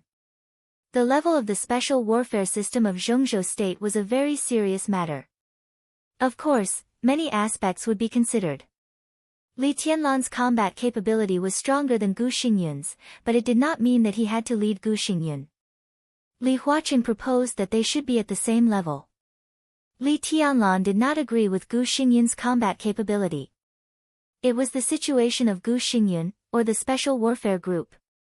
The investigation of the treason case of the Special Warfare Group did not stop even in the case of Chen Fangqing's sudden death. Dongqing Wudi served as the patriarch of the task force, while Yi Dongsheng and Qingye, the current minister of the Ministry of Security of Zhongzhou State, were the deputy team leaders. This was a task force jointly established by the Giant Group, the Southeast Group, and the New Group. Perhaps the Southeast Group would do its best to suppress the New Group, but it did not mean that they would not cooperate in other ways. Especially in the face of the Special Warfare Group, the Southeast Group would not be soft-hearted at all. This was a huge handle that could shake the foundation of the entire Special Warfare Group. As long as they seized this handle and continued to investigate, when they suppressed the development of the New Group, it meant that they could get more benefits from the Special Warfare Group. Everyone in the Southeast Group understood this very well. Therefore, the task force investigated day and night, and the inside story had snowballed. The directors of the 4 provincial special operations bureaus of Yuzhou, Northern City, Suzhou, and Nanyun were now all under investigation. One of them could be said to be Gu Xingyun's most trusted confidant. Everyone knew what this meant. Gu Xingyun was caught in the storm, and his ally, the Prince Group, who was most likely to give him firepower support, was now in a terrible situation. In the face of more and more evidence, the Special Warfare Group was doomed to fall apart. Even if Gu Xingyun could barely escape with his own combat capability, the Special Warfare Group could not continue to exist. That was what everyone thought.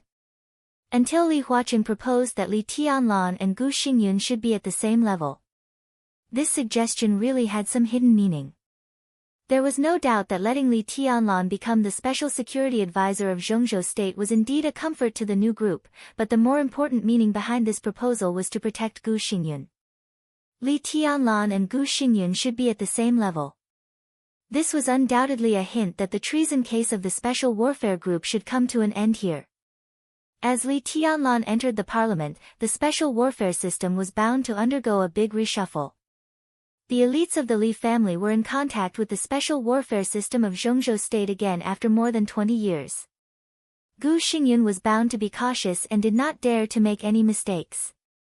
In this way, even if he had really done something outrageous, he did not dare to continue to do it now, especially when he was no match for Li Tianlan.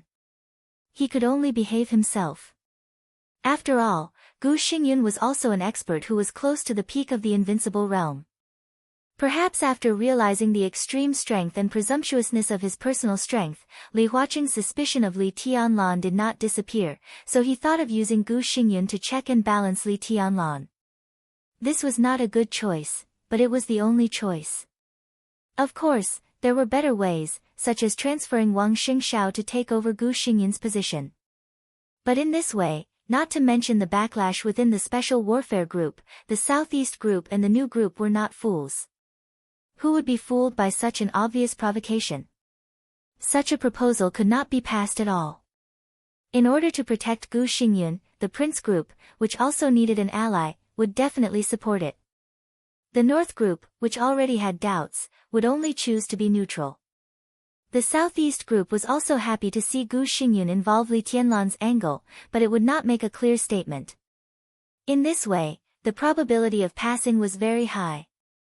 Once this proposal was passed, it meant that Qin Fengqing's death and the case of treason of the Special Warfare Group were completely over. The rest were just some trivial aftermath. The Special Warfare Group would naturally reunite with the Prince Group when it regained its footing. Qin Fengqing had been in the cabinet for many years. His death was originally a touch of sadness. Coupled with his deep-rooted management, the Prince Group had been able to stabilize the situation with the strong support of the Special Warfare Group.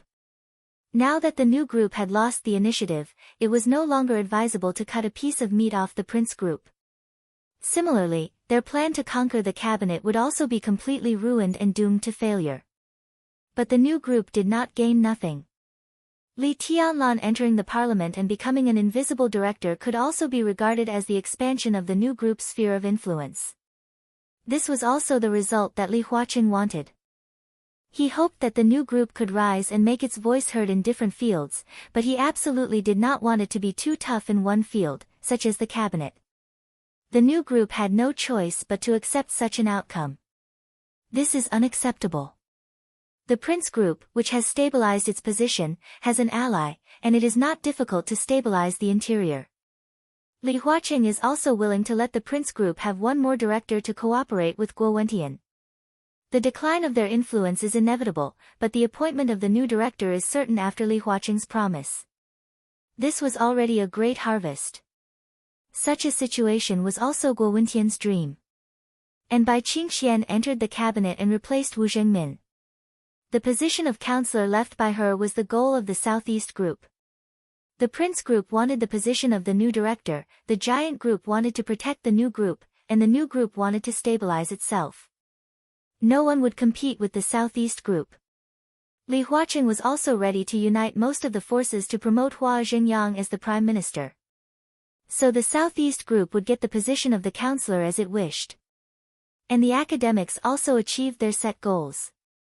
Li Huaqing was re-elected, and Hua Xingyang was the Prime Minister. In the next 5 years, the academics would be completely strong.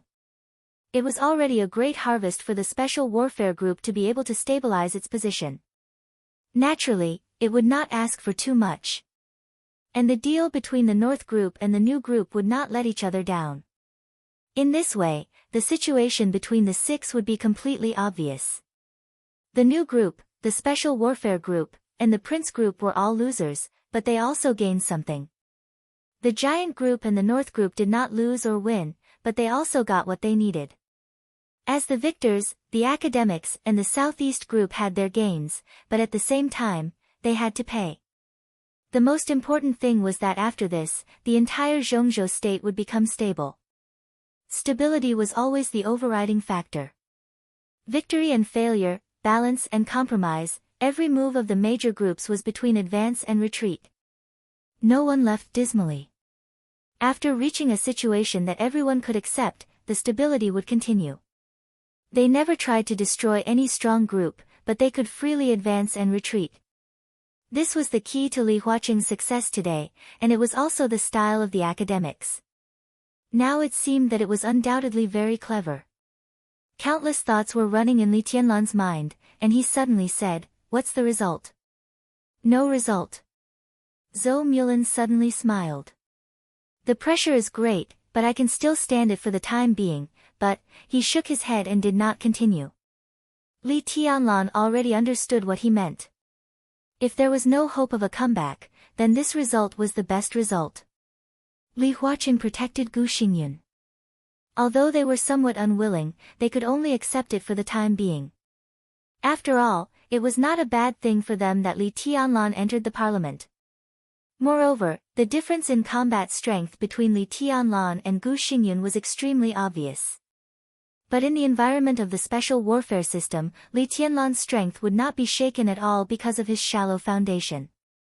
The initiative was already on Li Tianlan's side. Li Tianlan was also very clear why there was no result at this plenary meeting. The only explanation was that although Dongqing Wudi and the others resisted the pressure to express their opposition, such opposition would obviously not be too firm. This also meant that they had the possibility of agreeing, but the details still needed to be discussed. Otherwise, today was a plenary meeting, and Li Huaqing could use a vote to force his proposal. It did not come to this step, naturally, because of Dongqing Wudi's attitude, so there was a possibility of compromise. Li Tianlan lowered his head slightly and narrowed his eyes. Perhaps now in the heart of the leader of the giant group, he was already thinking about how to make himself more powerful in the special warfare system. Chapter 11-13. Let's wait a little longer. Li Tianlan was silent for about 4 or 5 minutes before he leaned back on the sofa and said softly. Dongqing Wudi nodded and said, Li Huaqing didn't force his proposal through at the plenary meeting today because Dongqing Wudi and others didn't refuse firmly. This left room for further discussion. Similarly, no matter how firm the opposition was, it was still an opposition. This also left time for discussion with Li Tianlan. The next result could be discussed later. There was less than a year before the election. Time was tight, but there was still some spare time. You have to make up your own mind about this matter. Think it over. Dongqing Wudi lit another cigarette and said with a smile, "The president has time to wait." He didn't continue. Li Tianlan nodded silently. The current situation was undoubtedly extremely unfavorable for the new group. Everyone was under great pressure. Li Huaqing wanted to calm down the storm and gave a relatively acceptable result. The Xian group could consider or even refuse, but the longer this decision was delayed, the more variables there would be, and the more losses there would be. After all, while the Xian group was considering, the other groups would not just sit still and do nothing. When it was time to suppress the Xian group, they would definitely go all out. This time was almost regarded as the last time the Xian group could suck the Xian group's blood before they compromised. Li Tianlan picked up the teacup, took a sip of tea, and looked at Wu Jingmin on the screen. As if noticing his gaze, Wu Jingmin nodded with a smile. This old man who had truly sacrificed everything for the Li family had long felt exhausted. Now that he had retired, he had nothing to be unwilling about. Even he himself thought that this was the best result. Li Tianlan slowly leaned back on the sofa and stopped talking, as if he was meditating. Dongqing Wudi began to talk about several sensitive positions in the military. Li Tianlan didn't speak, just quietly listening to their conversation. The moment he closed his eyes, his perspective had begun to shift in another direction. The Qin family was filled with a mournful atmosphere. Qin Fengqing and Qin Shi died on the same day, so their funerals were naturally on the same day. Although it had been less than a week since their funerals, the Qin family had obviously become deserted. Even most of the Qin family's relatives had left Yuzhou. If Li Tianlan really accepted Li Huaqing's proposal, there was no doubt that after the major groups reached a new balance, the Qin family's experience would soon be completely forgotten. As Qin Shi's secretary, Mao Song still hadn't left the Qin family's compound. Qin Fengqing's death had earned the whole Qin family a lot of sympathy. While the hard-pressed prince group suppressed the new group, it also hoped to unite the Qin family for more support. Qin Fengqing did make a series of inappropriate decisions before his death, but his contribution to Zhongzhou state couldn't be erased. Not only in the prince group, but even the senior officials of other groups respected Qin Fengqing very much. At this time, uniting the Qin family would undoubtedly put more pressure on the new group. People close to the Qin family would be further promoted. It was said that Qin Fengqing's secretary, Yuan Lin, would soon serve as the governor of a province. The Ministry of Personnel also talked to Mao Song. It was said that he would soon be appointed as the Secretary General of a province. The Qin family was not very prosperous. Except for Qin Fengqing and Qin Shi, most of the others were developing in the economic field and state-owned enterprises. These people would also be taken care of to varying degrees. But as the storm of Qin Fengqing and Qin Shi's death subsided, the Qin family's biggest reliance in the future was undoubtedly the two secretaries, Yuan Lin, who was the governor, and Mao Song, who was the deputy governor. So the Qin family was now trying to win over these two secretaries. No matter what Mao Song and Yuan Lin thought now, they couldn't really leave the Qin family alone. So the two of them had been living in the small courtyard arranged for them by the Qin family during this time, dealing with Qin Fengqing and Qin Shi's funeral. At the same time, they were also waiting for the new appointment notice. Mao Song's performance had always been normal. The so-called normal was not panic, not excitement, and had always maintained a rigorous and serious attitude to deal with all kinds of affairs and deal with all kinds of people. After dinner, Mao Song shut himself in the study. This used to be Qin Shi's study, but now it was Mao Song's office.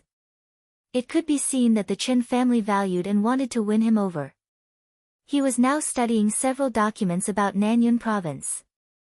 There were many rumors about his and Yuan Lin's promotion in the outside world. It seemed to have been settled, but in fact, there were also disputes. As Qin Fengqing's secretary, Yuan Lin's rank was the governor. His position was also the most controversial. Many of the higher-ups were inclined to let Yuan Lin be the governor of a province in the northwest. Under normal circumstances, Yuan Lin could be said to have such an outcome. Everyone knew the current situation of the prince group. If Qin Fengqing stepped down under the pressure, there was basically no hope for the governor of Yuan Lin. Most likely, he would be given an idle position to retire, which was a relatively good outcome. But now, Qin Fengqing's abnormal death became a ladder for Yuan Lin's promotion. Coming out of Qin Fengqing's influence, he was still a capable person of the prince group. Naturally, the prince group wanted to take this opportunity to push him to a more prominent position. Therefore, the prince group was now inclined to transfer Yuan Lin to be the speaker of the province in the northwest. The speaker of a province and the governor seemed to have the same rank, but in the eyes of the higher-ups, they had completely different weights. Yuan Lin himself was the governor, and his seniority was enough. Even if Yuan Lin could not be the speaker of a province, the position of the governor of a remote province was not something the prince group could be satisfied with. Therefore, if it was determined that he could not win the position of the speaker of a province, Yuan Lin would naturally be appointed to a more important position at the level of the governor. In Zhongzhou State, it was not easy to find a position more valuable than that of the governor but not the speaker. Several heavyweight departments in Zhongzhou State had always been contested by militarists, so it was hard for the prince group to arrange for them. As for departments like the Ministry of Personnel, they were all members of parliament. Yuan Lin was not qualified. Therefore, the prince group was now focusing on fighting for two positions. The first was the mayor of Yuzhou. The second was the mayor of Huading. The current speaker of Huading was one of the leaders of the prince group, so it was unlikely that Yuan Lin would go there. In Yuzhou, with Bai Zhanfang's retirement next year, there was bound to be a reshuffle in the Yuzhou parliament. Yuan Lin undoubtedly had a great chance. This was also the result that the Chens wanted to see. If Yuan Lin became the mayor of Yuzhou, it would be easier for him to take care of the Chens. This was also what Mao Song wanted to see. Because Yuan Lin could not win the position of the speaker of a province, the higher-ups would inevitably make compensation in other aspects. Qin Fengqing's secretary was demoted, and Qin Shi's secretary was promoted. This was a matter of course. In such a situation, Mao Song's new position might not be the secretary general of a province, but the director of Nanyun province, the deputy governor. With Qin Shi's death, Mao Song could be regarded as having a meteoric rise. This result was basically a foregone conclusion. Because Mao Song had received some promises about Yuan Lin and his appointment. Some forces that no one had expected would do something, and finally achieve the current result. Therefore, Mao Song was now very concerned about some documents in Nanyun. It could even be said that he had entered the state of deputy governor in advance. When there was a knock on the door, it was nearly 12 o'clock in the middle of the night. It was quiet inside the Chen's compound, and everyone had fallen asleep. Listening to the rhythmic knock on the door, Mao Song showed a faint playful smile at the corner of his mouth, and said lightly, "Come in." The door was gently pushed open, and a young woman with a slim figure wearing a black coat with her hair in a bun came in. The young woman was about 25 or 26 years old. If it wasn't for her unique charm, no one would even be able to tell that she was married. She was extremely beautiful, but she had a kind of unapproachable temperament. Furthermore, she was not reserved, so she appeared extremely arrogant and undisciplined. She looked very cold. She placed the document in her hand in front of Mao Song. Her cold temperament suddenly disappeared when she opened her mouth. Her voice also became somewhat soft. "Brother Mao, this is the document you wanted." Mao Song opened the folder casually. The folder was empty. Mao Song smiled softly. The young woman's name was Qin Yao, and she could be considered as Qin Fengqing's granddaughter. Although she was not the direct granddaughter, they were very close. Qin Yao's biological grandfather was Qin Fengqing's biological elder brother. With such a relationship, Qin Yao was naturally one of the core members of the Qin family. Mao Song had seen Qin Yao a few times before, and his impression of her was that of a very proud and reserved little woman. He heard that she got married at the beginning of last year and was extremely strong at home. He himself was also a senior executive of a large company, so he did have the right to be proud. "Can this document satisfy me?" Mao Song knocked on the empty folder with a pen, and his voice was low. Qin Yao gently bit her pink lips. Under the light, her red lips glowed with an extremely soft luster, and looked incomparably sexy. "It's all done according to your request." With a little embarrassment and shame, as well as a touch of charm and welcome, Qin Yao said in a low voice. Mao Song pulled Qin Yao into his arms. There was a touch of struggle and hesitation in Qin Yao's eyes, and then it turned into helplessness, looking delicate and pitiful. Mao Song unhurriedly took off Qin Yao's coat. His breathing began to gradually quicken. Under the coat was a piece of snow-white smooth silver high heels, black stockings. Other than that, there was nothing else. "Not bad." Mao Song smiled very comfortably. Qin Yao, who was trembling all over, lowered her head, and became more and more embarrassed. "Kneel down, I'll give you a facial mask." Mao Song smiled and pressed Qin Shishue down. Her fair and tender shoulders slowly pressed her into the desk with incomparable toughness. A few seconds later, a pair of small trembling hands moved slightly along his legs. Mao Song continued to look at the document. 2 minutes later, that familiar and exciting feeling of comfort took over his brain. Mao Song leaned on the chair and smiled faintly. The Qin family is really a talent, or is it that the more cold and aloof a woman is, the more coquettish she is? When I saw you before, I really didn't expect that there would be a day like this. Mao Song really didn't expect it. On the second night after Qin Fengqing and Qin Shi's funeral, Qin Yao appeared in Mao Song's room. Although her performance was very embarrassing and shameful, she didn't hide what she did. It was seduction. This was undoubtedly to find a new backer after Qin Fengqing and Qin Shi's death. He didn't know what Qin Shi's inner thoughts were. Maybe she felt guilty or something else, but under that extreme stimulation, he almost didn't hesitate to accept Qin Yao, who was extremely strong at home but was extremely obedient by his side. The gentle movements under the desk paused. Qin Yao seemed to raise her head. Her voice became softer and softer, but still had a sense of reservation. That voice was low, but in Mao Song's ears, it was like thunder. "I just saw Aunt Morong enter Secretary Yuan's room, wearing makeup and sexy clothes, at this time, Aunt Murong, Yuan Lin, very sexy, Mao Song's mind was dizzy. Astonishment, anger, jealousy, all kinds of emotions suddenly surged up. He directly pulled Qin Yao up. He gritted his teeth and said, "Which Aunt Murong?" Qin Yao's red lips became softer and softer. She whispered, "There's only one Aunt Murong, Murong Xiu." Mao Song didn't speak for a long time. Of course, he knew that there was only one Aunt Murong. She had always been his sister-in-law in his heart.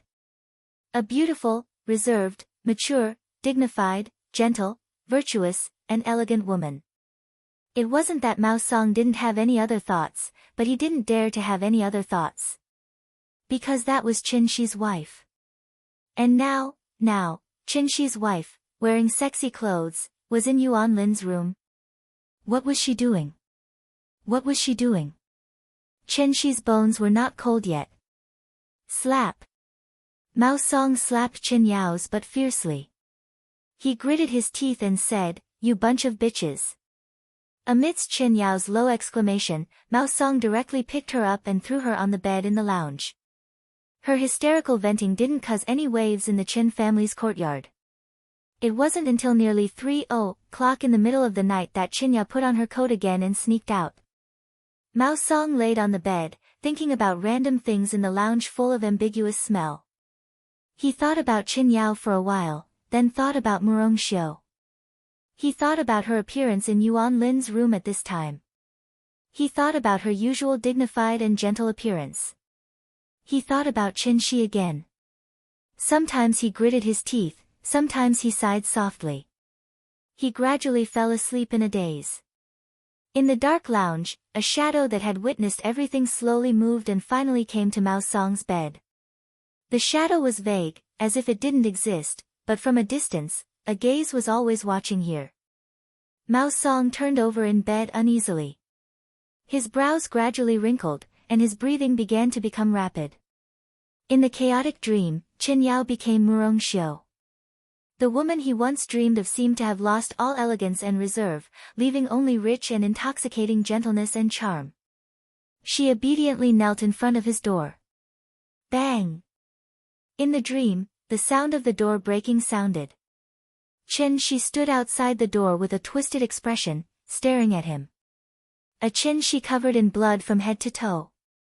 Qin Shi rushed over directly and firmly choked his neck. No! Mao Song suddenly woke up from the dream with a scream. His body curled into a ball, and he kept muttering to himself, "I didn't kill you, I didn't kill you. Governor, let me go. I didn't kill you." The gaze that had been cast on Mao Song was withdrawn. The vague shadow in the lounge rushed out of the Qin family's courtyard in an instant and turned into a black windbreaker. The windbreaker was completely unfolded. A meteor suddenly crossed the sky over the Qin family's courtyard. The next second, the windbreaker appeared inside the Bai family's manor and automatically hung on the hanger. In the bedroom, Li Tianlan gently hugged Qin Weibai, played with her hair, and smiled slightly. The breakthrough was found. And, it was an unimaginably good breakthrough. Chapter 11-14.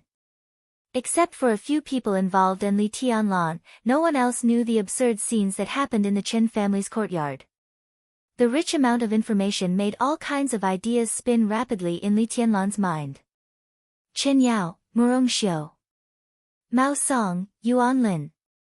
This was undoubtedly the best breakthrough and the variable that the whole Emperor Dong's palace had been dreaming of. It was not difficult to control Mao Song now. What surprised Li Tianlan the most was Murong Xiu. He had seen this distinguished madam of the Qin family on the first day of Qin Fangqing's death. She was less than 40 years old, mature and bright. She was indeed a rare beauty.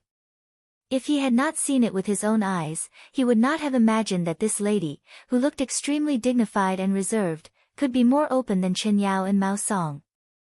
If he had not heard it from her, he would not have thought that Qin Shi, who looked tall and strong, was not manly at all. It was easy to understand why Murong Xiu seduced Yuan Lin. Under normal circumstances, the identity of Madame Chen could indeed make her rich for the rest of her life. But this so-called normal circumstances had an important premise: the Qin family could continue to exist.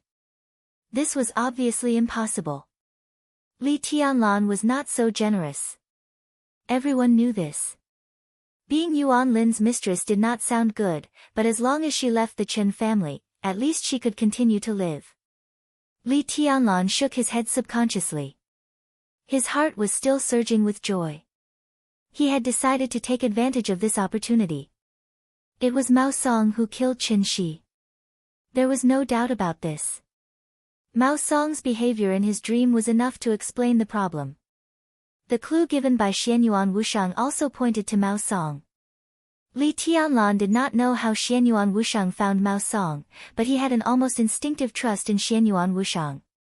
As soon as Xianyuan Wushang gave the news, Li Tianlan directly sent out Ruthless, who had just inexplicably recovered some energy. Ruthless' sword intent was connected with his sword energy. Under the situation that they shared the same vision, Li Tianlan, who had been watching the Qin family's courtyard for a day, finally saw the explosive content he wanted to see. Qin Shi's death was confirmed. And the cause of Qin Fengqing's death was still inexplicable. But it was not important. What was important was that Yuan Lin was Qin Fengqing's secretary, and this secretary had slept with Qin Fengqing's daughter-in-law. As for the others, there was no need to mention them. This news alone was enough to completely reverse the current situation of Emperor Dong's palace. Li Tianlan instinctively wanted to get up and communicate with Dongqing Wudi about what he had learned. He knew himself very well. In terms of individual combat capability, no one in the whole dark world was his match now. And he could make some decisions from a very high position. But in any case, he could only be regarded as a newcomer in the high level of Zhongzhou state. It was inevitable that there would be things that he didn't consider thoroughly. At this time, he needed to rely on the wisdom of some old people to make himself mature in this aspect quickly. However, at this time, after a moment of hesitation, Li Tianlan lay back down.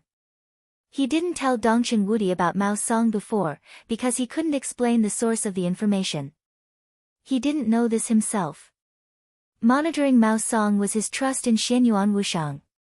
Now that he had made a major discovery, there was no need to explain the source of the information. A faintly discernible sword intent slowly bloomed from Li Tianlan's fingertips, matching with Heartless. Lien. Heartless, hanging on the hanger, disappeared in the Bai family's manor. The next second, the black trench coat kept splitting into shadows in the Qin family's courtyard, almost covering the entire courtyard in an instant. From now on, everyone in the Qin family was in Li Tianlan's sight. And the only thing he needed to do was to wait for an opportunity. An opportunity for Qin Yao and Murong Xiu to climb into Mao Song's and Yuan Lin's beds respectively. Li Tianlan's body relaxed slightly, and his arm around Qin Weibai slightly tightened. Qin Weibai, who was sleeping soundly in his arms, obediently turned over with the slight strength and buried her face in his arms. A delicate fragrance floated. Li Tianlan closed his eyes, relaxed his spirit, and gradually became in a trance. Late nights in the village were far more lively than at night. Within a few days of coming to the village, Li Guangtu had to change his schedule. He slept during the day and went out at night. Otherwise, he could hardly rest at night. On one side of the village, Gu Xingyun's aura had become more and more obvious. The aura had been increasing from beginning to end. In just a few days, it had entered the real threshold of the peak of the invincible realm, and it was still growing. Now it was close to the peak of the invincible realm. That was the level before he, Wang Tianzong, Lin Fengting, and others broke through. According to Jiang Shangyu, when Gu Xingyun reached that level, everything should stop. Whether he could break through from the invincible realm to the level they were at now depended on himself in a short time. Li Guangtu's purpose here was very simple. At Jiang Shangyu's invitation, he came here to protect Gu Xingyun. This is only the surface of things. Jiang Shangyu's real purpose might be to show sincerity, or it might also be a deterrent. He saw a lot of things in this base, especially the villagers here. Their extraordinary physical fitness meant too many possibilities. Protect? It was almost impossible for Gu Xingyun to encounter any variables here. In fact, the strength of these people in the village was what Jiang Shangyu wanted to show Li Kuangtu the most. Li Kuangtu didn't want to admit it, but he had to admit that in a few days, he had gradually lost some of his detached mentality. He had never looked down on Jiang Shangyu. The phrase, the younger generation will surpass the older, was used to the extreme by Jiang Shangyu. But it didn't mean that Li Kuangtu really thought that Jiang Shangyu could be on an equal footing with him. The Jiang family was alone. Even with Moraid and Knights Templars, they still had no advantage in front of the Purgatory of Heaven capital. Therefore, Li Kuangtu had always thought that the cooperation between them was dominated by the Purgatory of Heaven capital. This was a very normal thing to do. But after seeing this village and these villagers, his idea was almost completely subverted. Jiang Shangyu's position in his heart suddenly rose a lot. Li Kuangtu finally realized the strength of this alliance, and he knew that he had to give Jiang Shangyu enough respect when necessary. Jiang Shangyu had been sitting on the grass outside the village. He rarely entered the village, and he didn't even eat much. Li Kuangtu only saw him occasionally eating a piece of grass pulled from the ground. He just sat there quietly, as if he was thinking about something. The village was lively and noisy in the middle of the night. Almost all the villagers went out of their homes. There was no light in the village. In the pitch-black darkness, everyone was enthusiastically exchanging some trivial matters with each other. Li Kuangtu walked out of the village and turned to look at the villagers again. The layout of the village was narrow, and it was especially dark at night. Standing a little further away, even with his eyesight, he couldn't see the villagers clearly. But these villagers didn't seem to be affected at all. Every time he saw this, Li Kuangtu always felt a little uncomfortable. He couldn't tell what was going on, but in this village, which was lively at night but cold and silent during the day, he always felt uneasy and anxious for no reason. Taking a deep look at the villagers, Li Kuangtu shook his head and found Jiang Shangyu in a familiar place. Jiang Shangyu ate the grass in his hand bit by bit, thinking silently. "What are you thinking about?" Li Kuangtu sat down beside him. "I don't know." Jiang Shangyu's voice was calm and rational. "You don't know?" Li Kuangtu smiled. "I'm telling the truth." Jiang Shangyu looked at him seriously and said, "I always feel that I've overlooked something very important, but I don't know what I've overlooked. It's like I should have been prepared for something, but I suddenly ignored it because I was busy with other things." Li Kuangtu looked at him and didn't make any comment. He just said slowly, "Gu Xingyun's breakthrough is very smooth. We should be able to go back after dawn. In this place, the longer we stay here, the greater the risk of exposure. If we go back earlier, we may be able to catch up with the good show in Yuzhou." "Yes." Jiang Shangyu's eyes became a little dazed again, and it was obvious that he was lost in thought again. He instinctively echoed Li Kuangtu, the good show in Yuzhou should come to a critical moment. Li Kuangtu narrowed his eyes slightly and was silent for a moment. Then he suddenly asked, "You said that you sent someone to test the two newcomers who appeared next to Li Tianlan? What happened?" Silence. A second later, Jiang Shangyu suddenly jumped up from where he was. He stared at Li Kuangtu, and his eyes kept changing. Li Kuangtu was shocked, but he remained calm on the surface. He just looked at Jiang Shangyu quietly and asked, "There was an accident in the result of the test?" Jiang Shangyu looked at Li Kuangtu in silence. He was silent for a long time, and then laughed hoarsely, "I don't know." "What do you mean?" Li Kuangtu frowned. Jiang Shangyu's smile was a little gloomy, a little enlightened, and a little helpless. He looked at Li Kuangtu and said seriously, "Your Highness, if I tell you that I forgot about it, would you believe it?" In fact, it didn't matter whether Li Kuangtu believed it or not. What mattered was that it was true. If Li Kuangtu hadn't reminded him, he didn't even know how long he would have been thinking. There were some things that he didn't ignore. He completely forgot about it. He had completely forgotten that he had sent someone to probe Xianyuan Wushang. If no one had reminded him, he might not have remembered it at all. From a certain point of view, it was also a kind of deception. This was undoubtedly an extremely abnormal thing.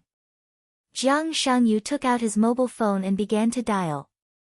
When he dialed, he murmured softly, "I'm afraid things are going to be troublesome." Chapter 11:15. Forgetting something was something that everyone would experience in normal life.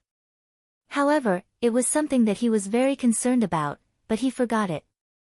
This was undoubtedly very abnormal. Jiang Shangyu was different from everyone else. Xianyuan Wushang and Xing Tian were unknown. Their appearance beside Li Tianlan seemed very abrupt. People would pay attention to them, but they would not pay too much attention to them.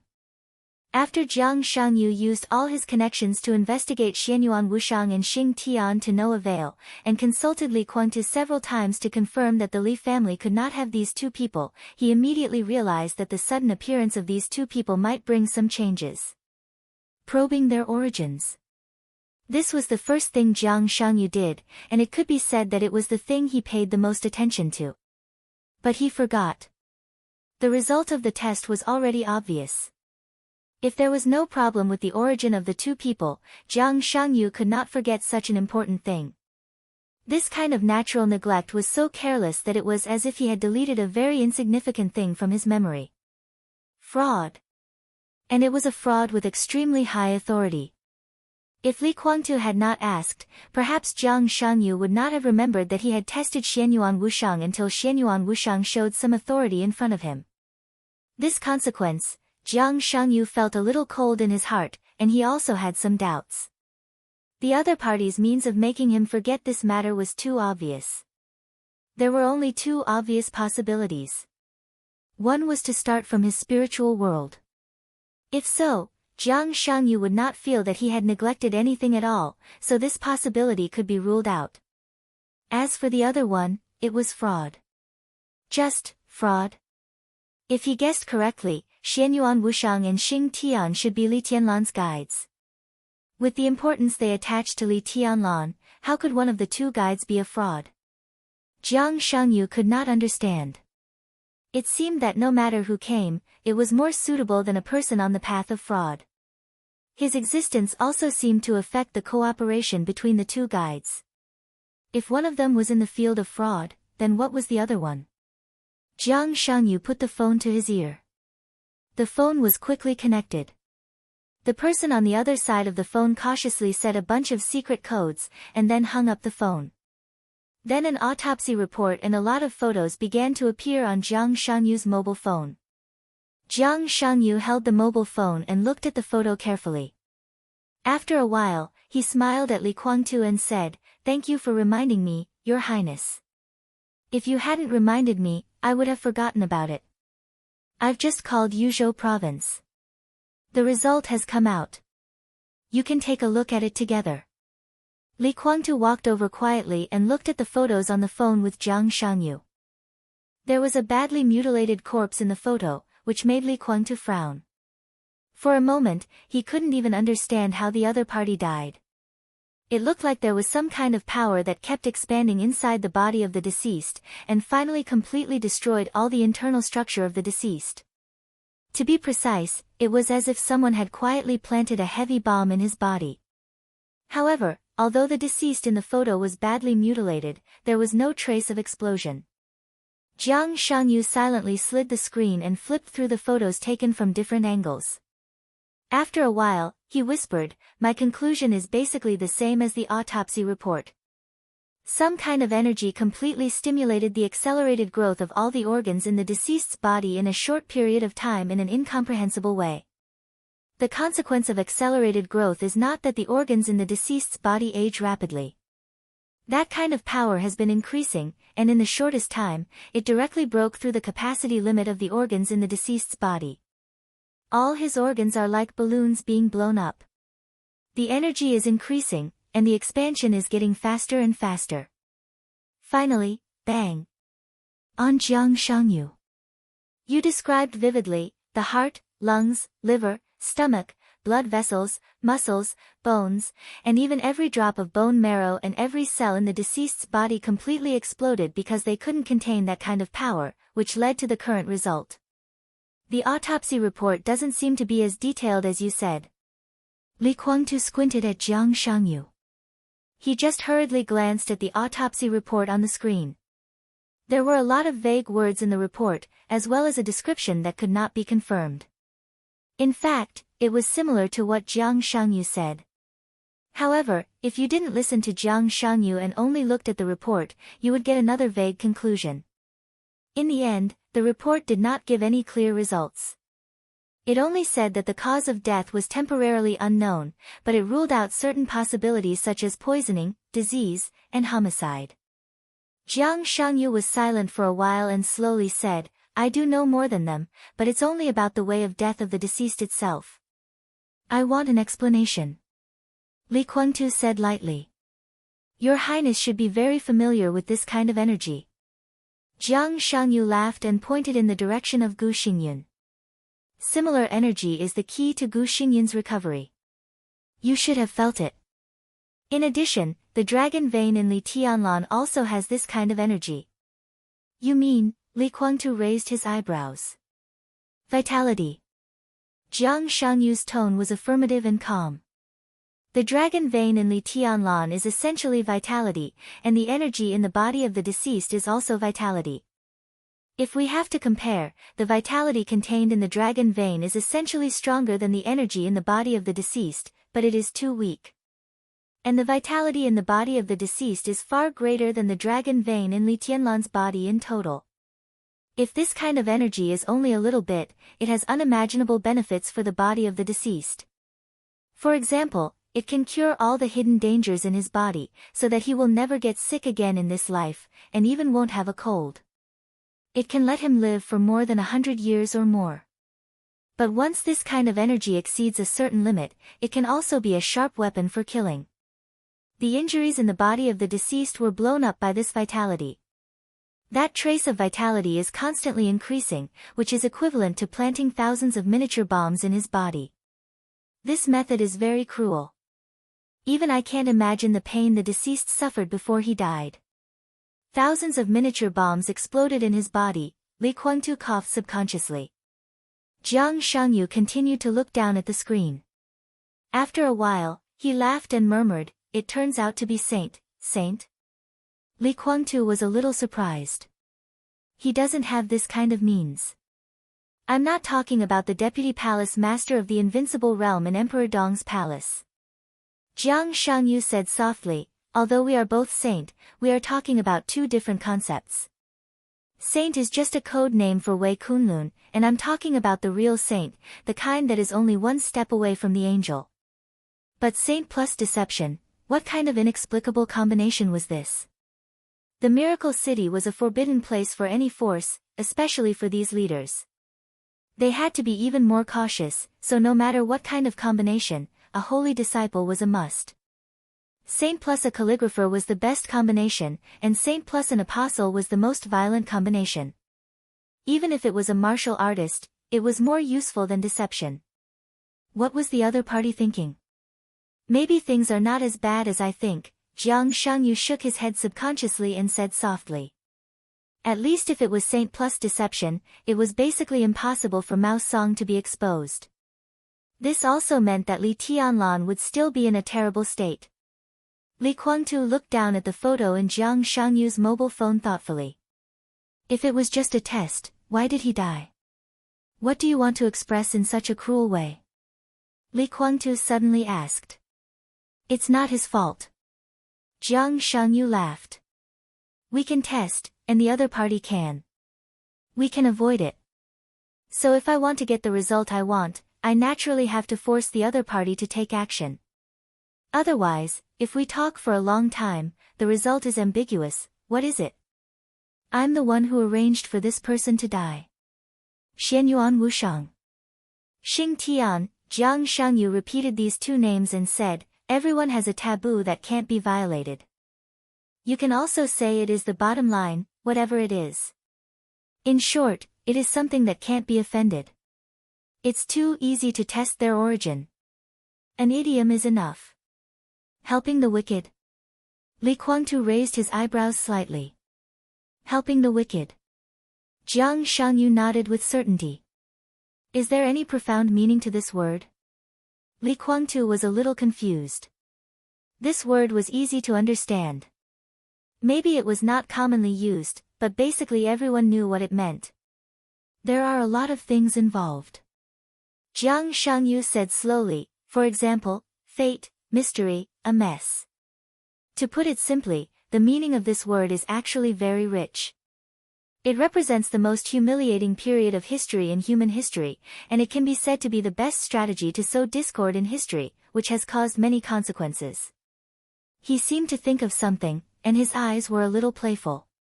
That strategy to sow discord could be said to be His Majesty's biggest decision-making mistake, and the consequences caused by it could not be remedied until now. It was also the most glorious victory of the Order camp, and it even directly led to the death of the original His Majesty. This word in the time corridor was completely linked to the fate of the entire human clan, which could be regarded as their bottom line. What do you mean? Li Guangtu narrowed his eyes. Jiang Shangyu was a little absent-minded and whispered, the beginning, the end. Hee hee. Ha, ha, ha ha ha ha. Jiang Shangyu's laughter suddenly stopped.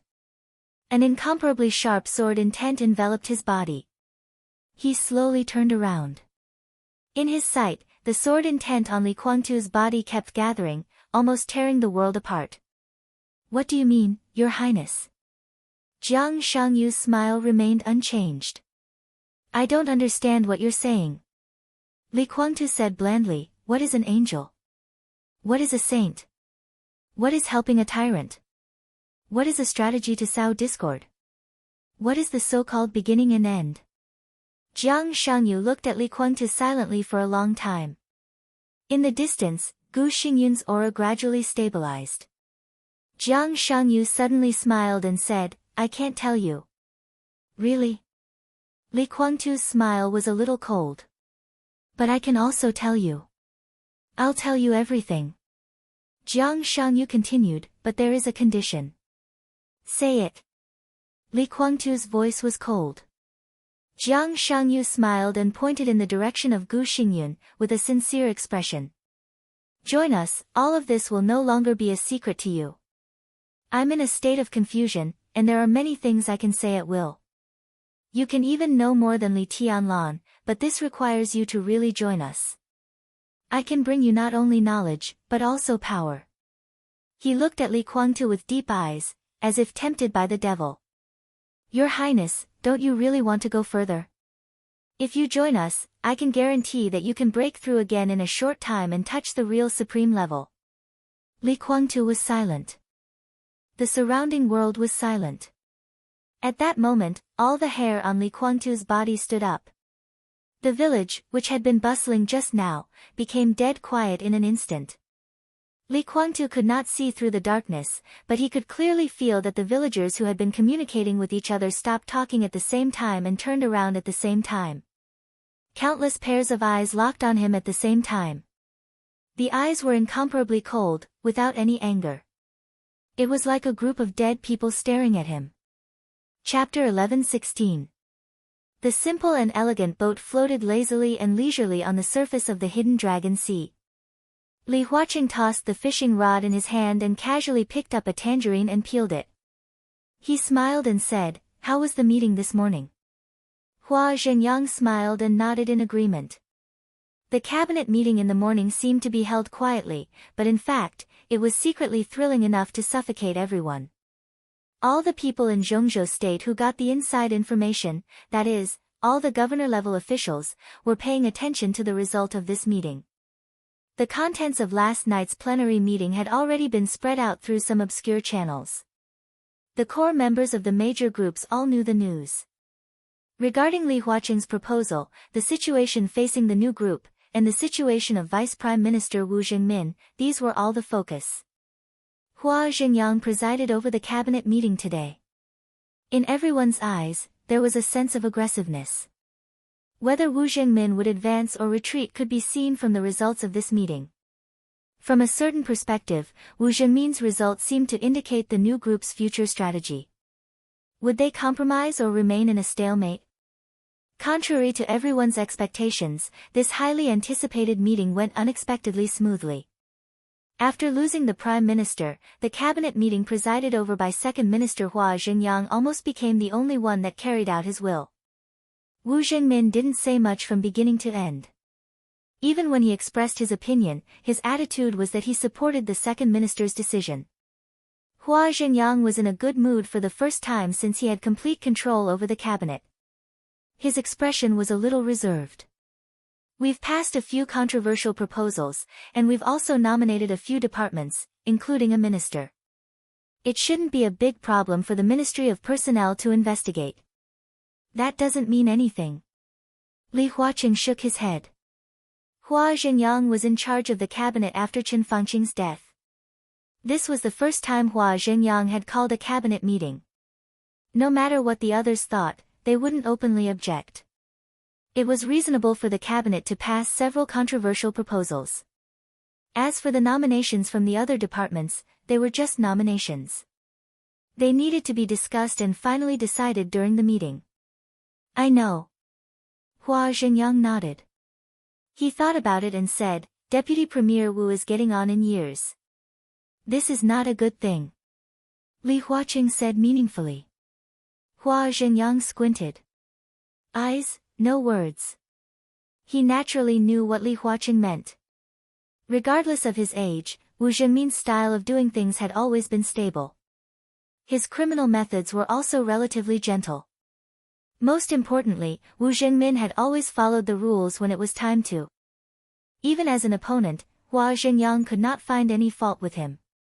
Now that Wu Zhengmin had retired and the new group was coming in aggressively, Li Tianlan would not let go of the position of director of Zhongzhou State in any case. With Wu Zhengmin's resignation, Li Tianlan would take the opportunity to enter the parliament. At present, it seemed that Bai Qingqian could only replace Wu Zhengmin. A woman? No one in Zhongzhou State dared to think so. Bai Qingqian, who came from the Ministry of Personnel of Zhongzhou State, had served as the mayor of Luojing of Zhongyuan Province, the speaker, the governor of Qinzhou Province, and now the speaker of Liaodong Province. This female high-ranking official, who was one of the few high-level officials in Zhongzhou State, gave a strong and almost harsh impression at work.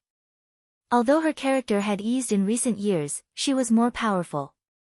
At the beginning, she was transferred to the place where the academics started for the purpose of cooperation, but such cooperation really made the high-level officials of the academics feel mixed feelings.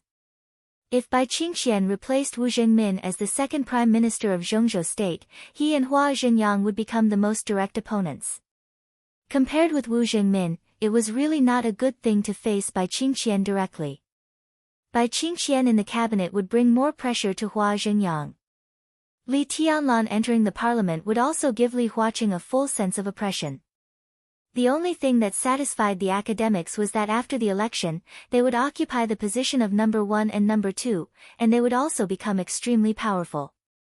Hua Zhenyang thought silently for a while, and then said with a smile, the matter of Liaodong should be settled, right? This was completely the proper meaning of the question, and also part of the balance. Bai Qingqian could step into the director's seat from Liaodong, and naturally, the academics could smoothly and normally ask for more power to speak in Liaodong. In the past 2 decades, Liaodong had experienced 4 speakers. The first one was Li Huaqing, who now occupied the position of president. The second one was Hua Zhenyang, the second prime minister of Zhongzhou State. The third one would have entered the parliament if there was no accident, but he had to retire because of health reasons, which also interrupted the plan of the academics to perfect their own promotion structure. Therefore, the academics had no choice but to cooperate with the giant group, and Bai Qingqian became the 4th speaker. Now, Bai Qingqian stepped into the director's seat of Zhongzhou State and became the new speaker of Liaodong. Naturally, he was a capable person of the academics, and also a candidate whom the academics strongly recommended to enter the parliament. In this regard, whether it was the new group or the giant group, they had to agree whether they wanted to or not. It's almost settled. Li Huaqing nodded. Let's discuss it in a few days. After a short silence, Hua Zhenyang asked, still haven't contacted Gu Xingyun? No. Li Huaqing frowned. He had been trying to get in touch with Gu Xingyun recently, but he couldn't find him. He shook his head and said helplessly, Kunlun City is a bit chaotic, but it's not appropriate to keep it chaotic. It's time to calm things down. I'll protect Gu Xingyun, and Li Tianlong will take the opportunity to enter the special warfare system. For the two of them, it's a lose-lose situation. The president's means are naturally brilliant. Hua Zhenyang smiled very happily. It's just a helpless move. Li Huaqing said blandly, this matter can be discussed, but Li Tianlong's request is not simple. I can't let him press Gu Xingyun out of breath. If he wants the initiative, I can give it to him appropriately. But I want stability, I want stability. He must also give it to me. The president is very considerate, but Dong Huang is still young and may not be able to understand your painstaking efforts. Hua Zhenyang said with a seemingly unintentional smile. It doesn't matter. Li Huaqing shook his head. Dongqing Wudi will understand. The phone suddenly rang. It was a very familiar ringtone. But at this time, it was extremely harsh. Li Huaqing, who had reached out to hold the fishing rod, subconsciously stiffened, and then slowly took out the phone. Dongqing Wudi's name kept flashing on the phone screen. Li Huaqing narrowed his eyes and answered the phone. Wudi, it's me. President, I have an important discovery here. I'm on my way to the Hidden Dragon Sea now. I'll pick you up, and we'll go to see a good show. Dongqing Wudi's voice was quiet, but it seemed to be suppressing a different kind of emotion. Li Huaqing's heart sank for no reason, and he said calmly, what good show? You'll know when you get there. Dongqing Wudi chuckled softly. The laughter was light, but extremely cold. It was like a sneer. Chapter 11:17. For the whole morning, Mao Song had been paying attention to the changes in Murongxiu. Although his view of the world had been shaken by the news brought by Chen Yao, he still had a glimmer of hope that what the other party said was not true. He had always been secretly in love with Murongxiu. Although it was mostly for his own future, Murongxiu was also a part of the reason why he did something to Qin Shi. When he talked to that person, although she did not say it explicitly, he had already heard the subtle hints. But he did not expect that before he could make a move, Yuan Lin would be one step ahead of him. Was it the other party who made the first move? Or was it Murongxiu who deliberately seduced him? Or did they hit it off? Holding the bowl, Mao Song ate the food without tasting it. He gritted his teeth and cursed in his heart, bitch. I heard from Qin Shi that you liked this dish. Eat more. The table turned slightly. In the gentle and implicit voice, Murongxiu turned the table and moved a northern stir-fried dish to Mao Song. Mao Song, whose heart was in a mess, was slightly surprised. He subconsciously forced a smile and said, thank you, sister-in-law. We are family, you are welcome. Murongxiu smiled gently and looked at Mao Song thoughtfully. Xiao Mao, is there something on your mind? No. Mao Song looked at Murongxiu. The expression on the other party's dignified and exquisite face was very calm, but the corners of her eyes and the tips of her brows constantly revealed an unconcealable charm. Her face had an extremely intoxicating blush. After the death of her husband, the Qin family's young madam seemed to have been completely nourished, and her charm was even greater than before. Mao Song took a deep breath, looked away, and said softly, I am thinking about the days with the governor. Murongxiu's eyes flashed with a touch of complexity and embarrassment. She sighed softly and did not speak again. Xiao Mao, I talked to President Guo on the phone before eating. He specifically asked me to tell you not to move around for a few days. Your matter is basically settled, stay in Nanyun. The working environment in Nanyun is a bit complicated, you have to pay more attention. Yuan Lin, who was sitting next to Murongxiu, suddenly said. Of the two, one was Chen Fengqing's secretary, and the other was Qin Shi's secretary. In private, their relationship was naturally very close. In addition, the people at the table were all core members of the Chen family, so he did not hide anything when he spoke. Yuan Lin nodded. Perhaps it was because of Murongxiu, but he did not feel much surprise. He merely asked subconsciously, then, I I will stay in Yuzhou province. Yuan Lin said softly. The strange thing was that when he spoke, he didn't seem depressed at all. On the contrary, there was a hint of playfulness in his voice that others couldn't detect. This morning, he talked to Guo Wentian on the phone about this matter. It was not impossible to be the chairman of another province, but the development of the province was a little backward.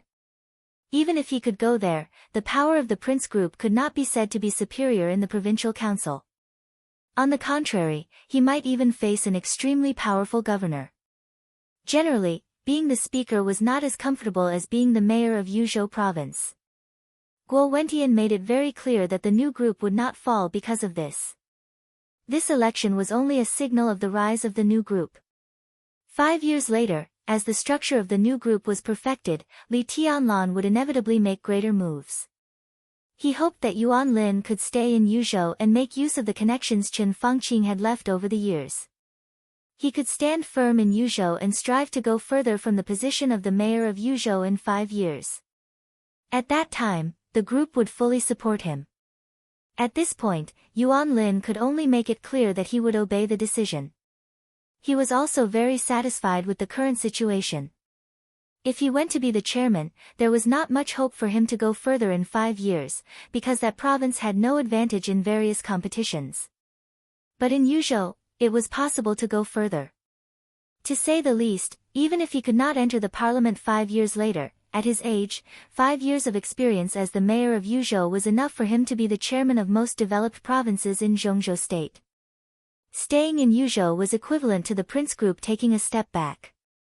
And the position of the chairman of the backward province was supposed to be left to the new group or the giant group. Yuzhou was very good. At the foot of the emperor, it was powerful and prosperous. More importantly, Yuan Lin took a meaningful look at Murong Xiu next to him. The young madam of the Chen family apparently noticed his gaze. She blushed and turned her eyes elsewhere. Yuan Lin could hardly hide the strange smile at the corner of his mouth. 10 years ago, Murong Xiu was also a famous beauty in Yuzhou. After marrying Qin Shi, she lived in seclusion, but she was still very attractive. Few people could not forget her. Every time Yuan Lin saw her, he was amazed. He really did not expect that a few days after Qin Shi's death, the young madam of the Qin family would take the initiative to seduce him, and she was extremely passionate in all aspects. On and off the bed, she was reserved and open. Murong Xiu was like a different person. Yuan Lin almost had sex every night these days. He felt that he was 10 years younger. At this time, he was a little reluctant to let go of Murong Xiu. Mao Song, who had been paying attention to their behavior, silently confirmed something. He silently picked up the wine glass in front of him and drank it up. Then he got up and said calmly, "I'm done. Please enjoy." Quietly, he glanced at Qin Yao, who was sitting on the other side of Murong Xiu. Everyone in the Qin family except Yuan Lin stood up, including Murong Xiu. And Mao Song's eyes also happened to sweep over. At that moment, Mao Song seemed to see a hand quickly retract from Murong Xiu's leg. Mao Song's eyes fell on Qin Yao and turned back again. Murong Xiu's face was slightly red, and her eyes were a little flustered. Without changing his expression, Yuan Lin picked up a napkin and casually wiped his fingers. "Bitch!" Mao Song cursed again in his heart, turned around and left the dining room.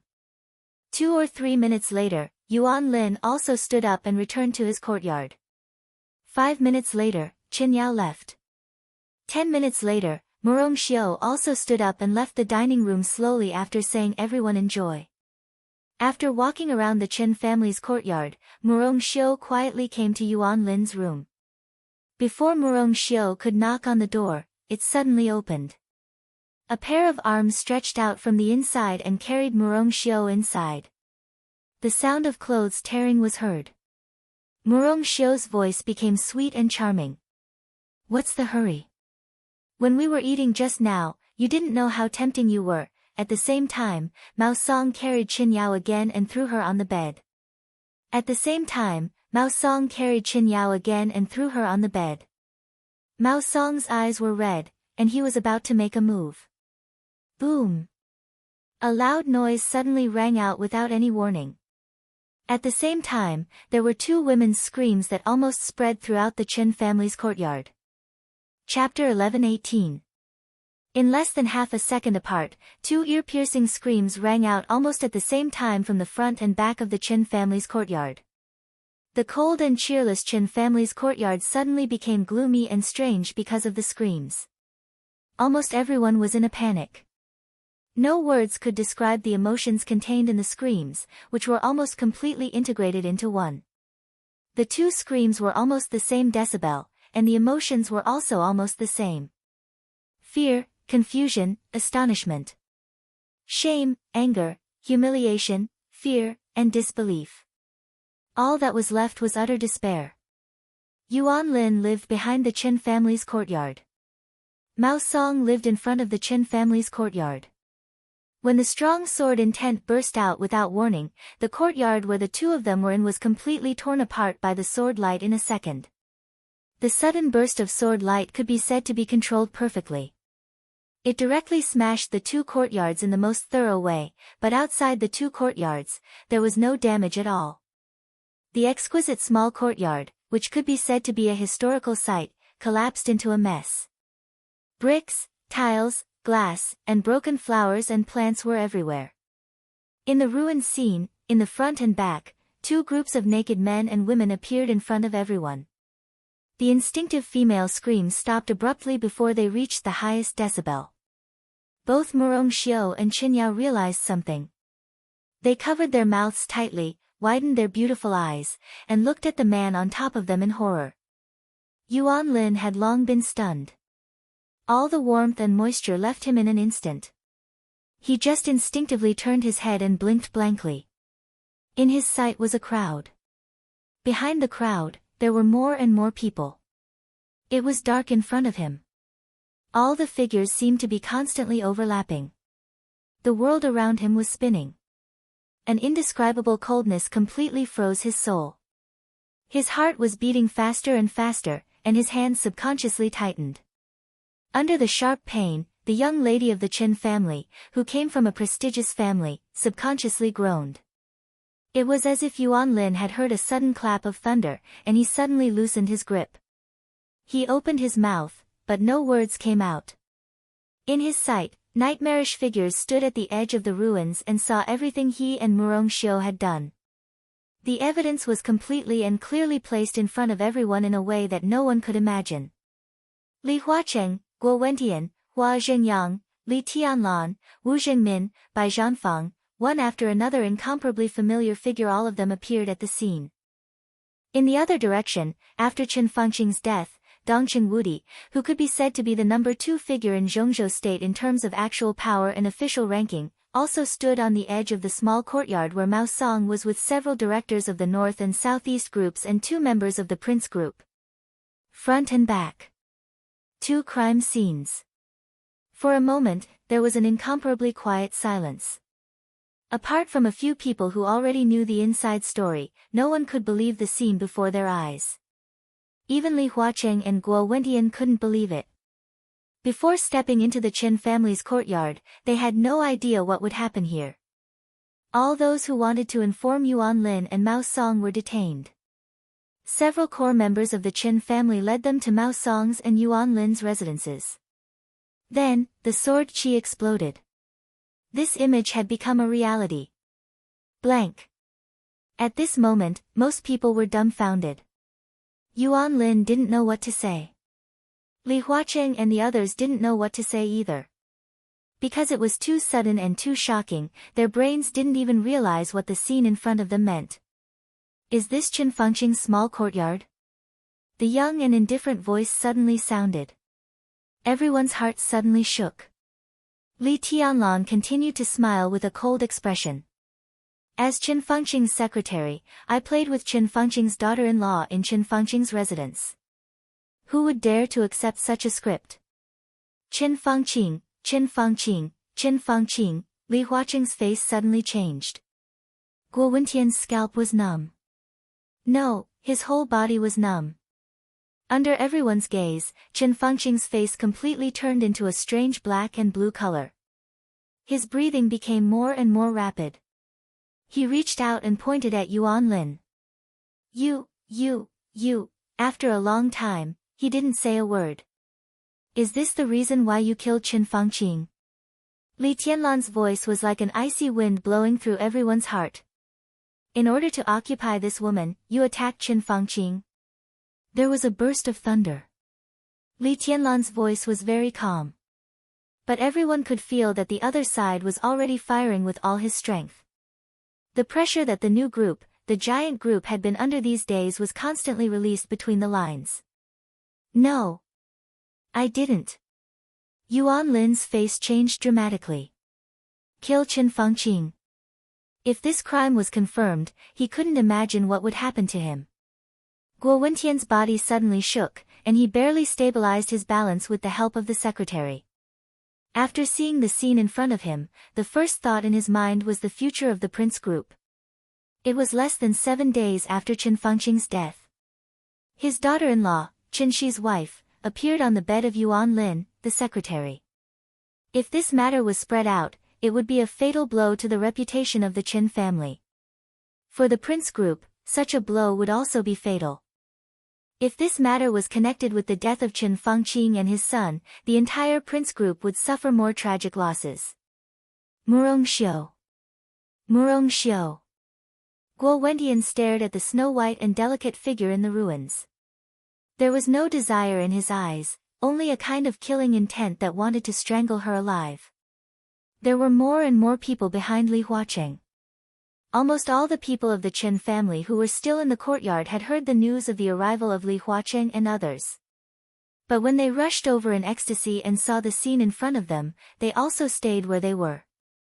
In the hurried footsteps, Ma Si, Li Huaqing's personal secretary, ran over at the back of the crowd. Obviously, he was a little out of breath because he didn't exercise much on weekdays. His eyes were extremely dignified, but when he saw Yuan Lin and Murong Xiu in the ruins, he was stunned for a moment, and all the seriousness in his eyes suddenly turned into a bitter smile. Squeezing through the crowd, Ma Si trotted to Li Huaqing, lowered his voice and whispered, "President, Minister Dongqing has caught Qin Shi's secretary, Mao Song, and Qin Yao, well, the granddaughter of the Prime Minister. The situation over there is almost the same as here." His voice was very low. But Guo Wentian, who was very close to Li Huaqing, still heard Ma Si's report. His body swayed again.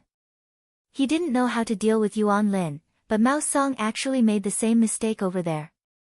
What kind of secretary did the father and son of the Qin family choose? What kind of judgment did these two people have? If even the secretary they chose was so bad, then what would the people they had promoted over the years be like? Guo Wentian gritted his teeth, stared at Yuan Lin fiercely, and gnashed his teeth and said, "You are really good secretaries." Under everyone's watchful eyes, Murong Xiu suddenly screamed and pushed Yuan Lin away from her. Her body completely curled up, and with a face full of shame, she screamed with tears on her face, "It's him." He pointed at Yuan Lin and said, "He forced me." Chapter 11:19.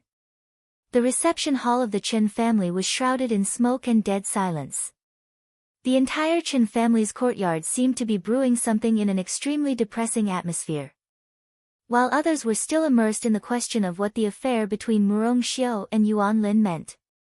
The giants standing at the top had forced themselves to accept this reality. Li Tianlan sat in the corner, smoking silently and keeping his composure.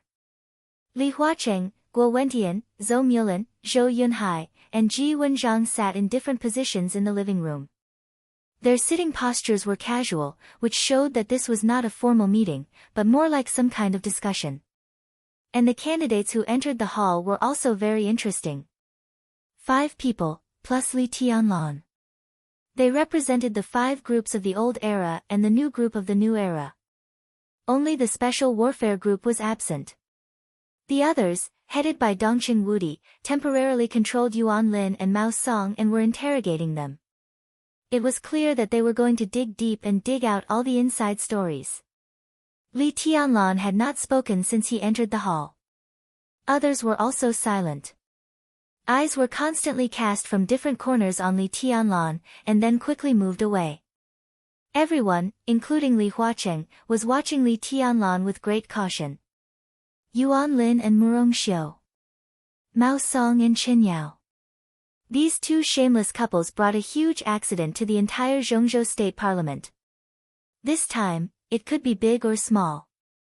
The only thing that was certain was that no matter how big or small it was, the Qin family was finished from now on. Li Tianlan and Dongqing Wudi's actions were too decisive, fast, and ruthless. They not only informed Li Huacheng, but also several directors who were still in Zhongzhou state and several members of parliament who were still in Yuzhou were all invited to watch the two charming and tempting dramas together. As the young madam of the Qin family, Murong Xiu got on Yuan Lin's bed. This was like the Qin family stabbing themselves in the heart with a sharp knife. If the matter was not exposed, it might be a clever move for Murong Xiu to protect herself. But when the real scene appeared in front of everyone, Murong Xiu was equivalent to committing suicide with the whole Qin family. No matter how big or small it was, the reputation of the Qin family would be ruined, and the prince group would no longer provide any protection to the Qin family. The power of the new group and Emperor Dong's palace would soon pour into Yuzhou, and the whole Qin family would be completely wiped out like a bubble. No one could save them, and no one would be willing to save them. Chen Fangqing, Qin Shi, and the Qin family would all become the laughing stock of the upper circle of Zhongzhou state, and even be recorded in some hidden history books. This was the most basic result. And what would happen after this result?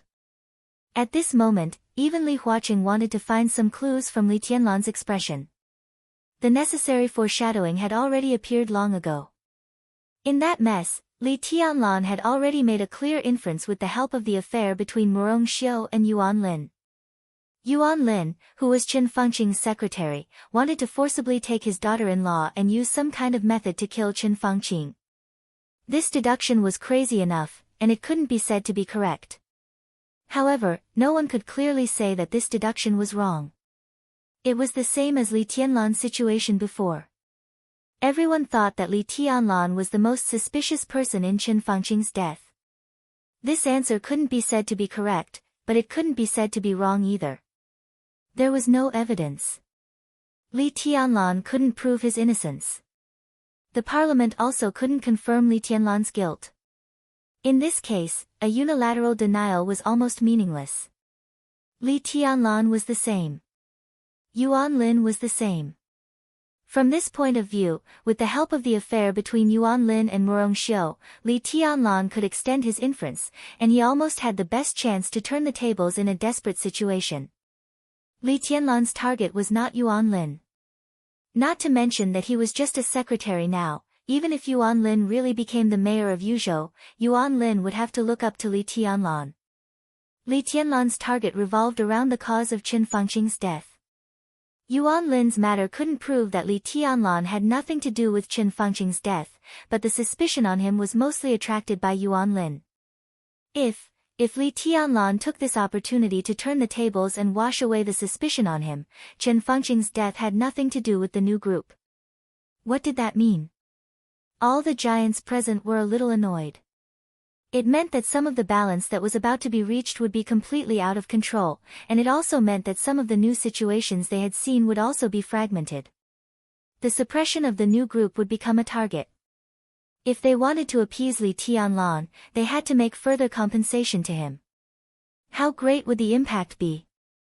First of all, Wu Zhengmin, who was about to retire, would directly take the position of the second prime minister of Zhongzhou state and become the next director. Bai Qingqian would naturally enter the parliament, and there would be no other variables. Personnel issues in the various departments of the cabinet became sensitive again. The competition between Hua Xingyang and Wen Siyuan would become white-hot again. As an important fulcrum for the academics to improve their internal structure, the status of Liaodong in Zhongzhou state would become uncertain again. The situation of the prince group was even worse. Their own people killed Qin Fangqing, which would inevitably lead to a big reshuffle within the prince group. In this case, it was difficult for them to push out a director who could cooperate with Guo Wendian to stabilize the situation in the next session. Of course, there were such candidates, but it was difficult for the prince group to find a candidate who could be recognized by everyone in the internal reorganization. In the case that they couldn't pass their own internal affairs, the support of the academics was undoubtedly a drop in the bucket. The cooperation between the two sides might come to an abrupt end. Without the support of the Prince Group, the situation of the academics would become difficult again. The integration of the North Group and the new group would continue. Emperor Dong's palace rose rapidly. The giant group completely completed the internal change and integration. This result was also a new balance. But this was the balance that most people didn't want to see at the moment. And this was the most conservative estimate. This was also the situation after Li Tianlan turned the tables. Who didn't know Li Tianlan's temper? Just turning the tables couldn't satisfy Li Tianlan's appetite. Under such great pressure, he must fight back. The academics, the Prince Group, the Southeast Group, and the Special Warfare Group all had to make appropriate compensation to appease Li Tianlan's anger. What was Li Tianlan going to do? What was he thinking now? Countless eyes met and fell on Li Tianlan. In their sight, the young and silent figure smoked quietly, but the pressure he brought was unparalleled. Ahem, the long silence was interrupted by Li Huaqing's cough. Li Huaqing's voice was still calm and gentle. He said lightly, "What do you think?" "Say it." "There's obviously something wrong with Yuan Lin and Mao Song. I think we need to check it out." To everyone's surprise, Zhou Yunhai, the tycoon of the North Group, was the first to speak. Simple, straightforward, clear, and without any ambiguity, he expressed his attitude. After Chen Fengqing's death, Zhou Yunhai's attitude had been very subtle.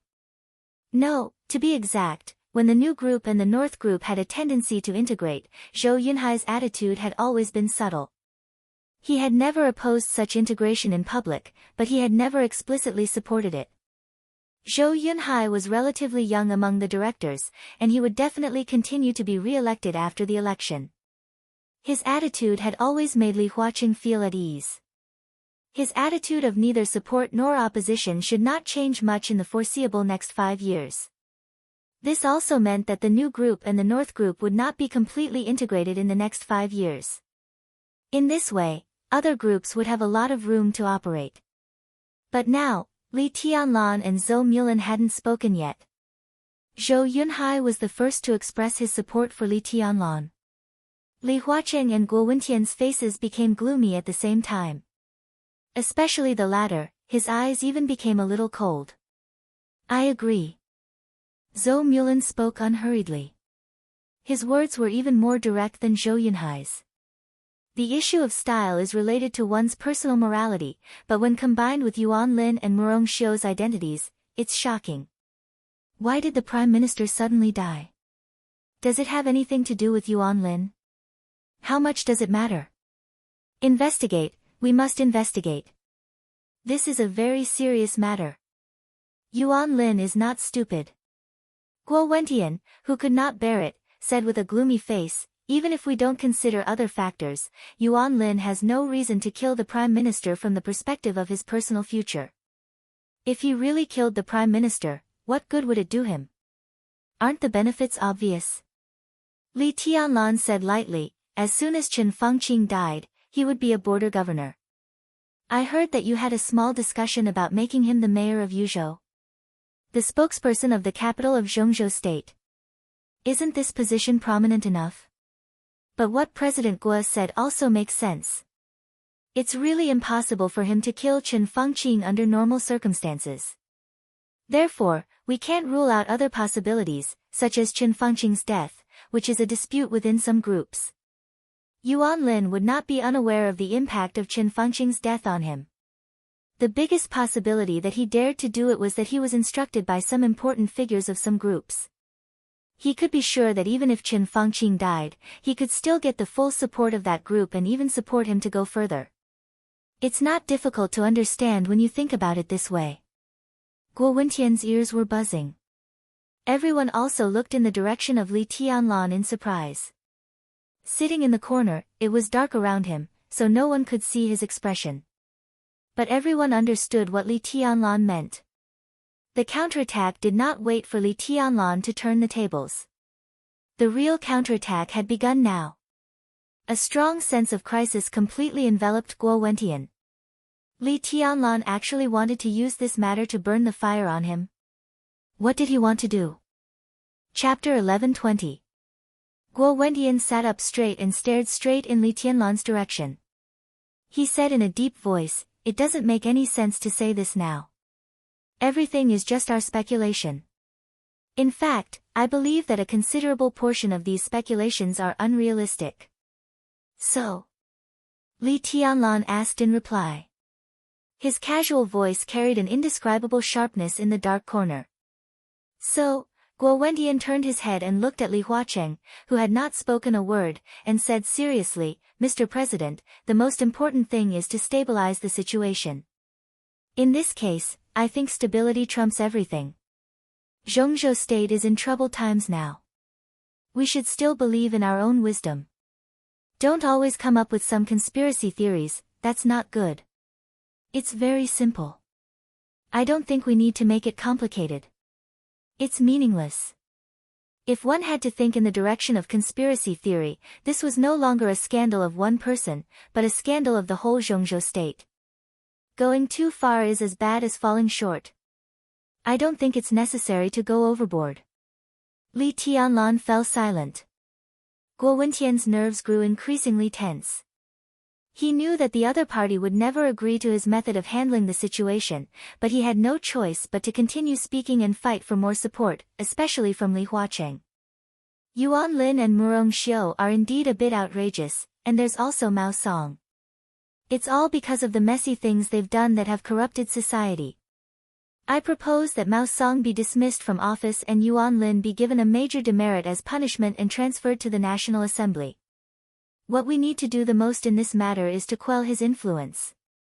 Li Huacheng's brows twitched slightly. Guo Wentian's solution was indeed the best one in his mind. If this proposal could be passed, the pressure on Li Tianlan's side would be reduced by more than half, and there would be new variables in the situation. But in the face of today's accident, this could be regarded as the best outcome. But how could Li Tianlan agree to such a way of dealing with it looked good? If Mao Song were to be removed from his position, he would at most be given the position of a deputy governor. Yuan Lin was given a major demerit and transferred to the National Assembly. Guo Wentian obviously still valued Yuan Lin very much. He planned to transfer Yuan Lin to his side and arrange an idle position for now. He would use him again when the limelight was over. But in this way, what did Li Tianlan get for the so-called evidence he had deliberately found? Just to relieve his stress. If this young man does. If he was easy to talk to, he wouldn't be Li Tianlan. I disagree. Zhou Mulan's indifferent voice suddenly rang out, calm and unyielding. This is not a matter of appeasing the influence. The nature of this matter was obviously very complicated, and it involved many aspects. It was not a matter of a few people's private affairs. Should we investigate the death of the Prime Minister? Should we investigate Qin Shi's cause of death? Yuan Lin is such an obvious thing, how can we ignore it? Turning a big problem into a small one, turning a small one into nothing, what was this? There were clues, but they didn't investigate them. Instead, they went in a messy direction all day. Was this really investigating the cause of the Prime Minister's death? Or is someone using the Prime Minister's death to stir up trouble? If Yuan Lin's matter is reduced to a small matter, it's irresponsible to the cause of Zhongzhou state. It's like covering the lid and deceiving ourselves. If we have to suppress this kind of thing, then what is there to persist in the parliament of Zhongzhou state? Absolute silence. Everyone in the hall raised their heads and looked at Zhou Mulan in shock. Tough, serious, direct, and stern in expression. In recent years, Zhou Mulan spoke less and less in various meetings of the parliament. With his silence, the power of the giant group was slowly concentrated on Dongqing Wudi. Everyone thought that Zhou Mulan had retired in advance, but no one expected that on such an occasion today, the old man, who had been low-key for a long time, would suddenly say such harsh words in a stern voice. This was tantamount to directly rebuking Guo Wentian for being irresponsible, unprincipled, self-deceiving and stirring up trouble.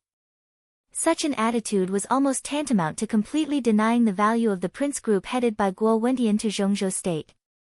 In other words, this was tantamount to completely breaking off all pretenses of cordiality. Guo Wentian's body kept trembling. At this moment, all the blood in his body seemed to pour into his brain. Sitting in a relatively bright place, he stared at Zhou Mulin and said hoarsely, word by word, "Chairman Zhou, please pay attention to your wording." Zhou Mulin chuckled with some disdain and said lightly, "Chairman Guo, every word I said is worthy of the principles in my heart and of Zhongzhou state. Compared with the various effects caused, I prefer to eradicate some tumors inside Zhongzhou state now. Serious diseases require strong medicine. Some things can be compromised and handled in a low-key manner, but some things have to be done. If we can even vaguely explain the cause of the death of a country's prime minister, then the whole Zhongzhou state is in danger." He was determined to retire next year. Therefore, his words were powerful and loud, without any scruples at all. "I support Chairman Zhou." Zhou Yunhai said in a low voice, "Why don't we investigate such obvious clues? If we can turn a blind eye to this, then what is the purpose of our previous investigation? Is it really to stir up trouble with the cause of the Prime Minister's death and finally cause chaos in the world? What happened to Yuan Lin seems to be a personal loss, but in fact, it is not so simple. We must investigate to the end. Deceiving ourselves and others, turning a blind eye to everything, thinking of turning big things into small things and small things into nothing. Then, no matter how prosperous our country is, it will be a false prosperity.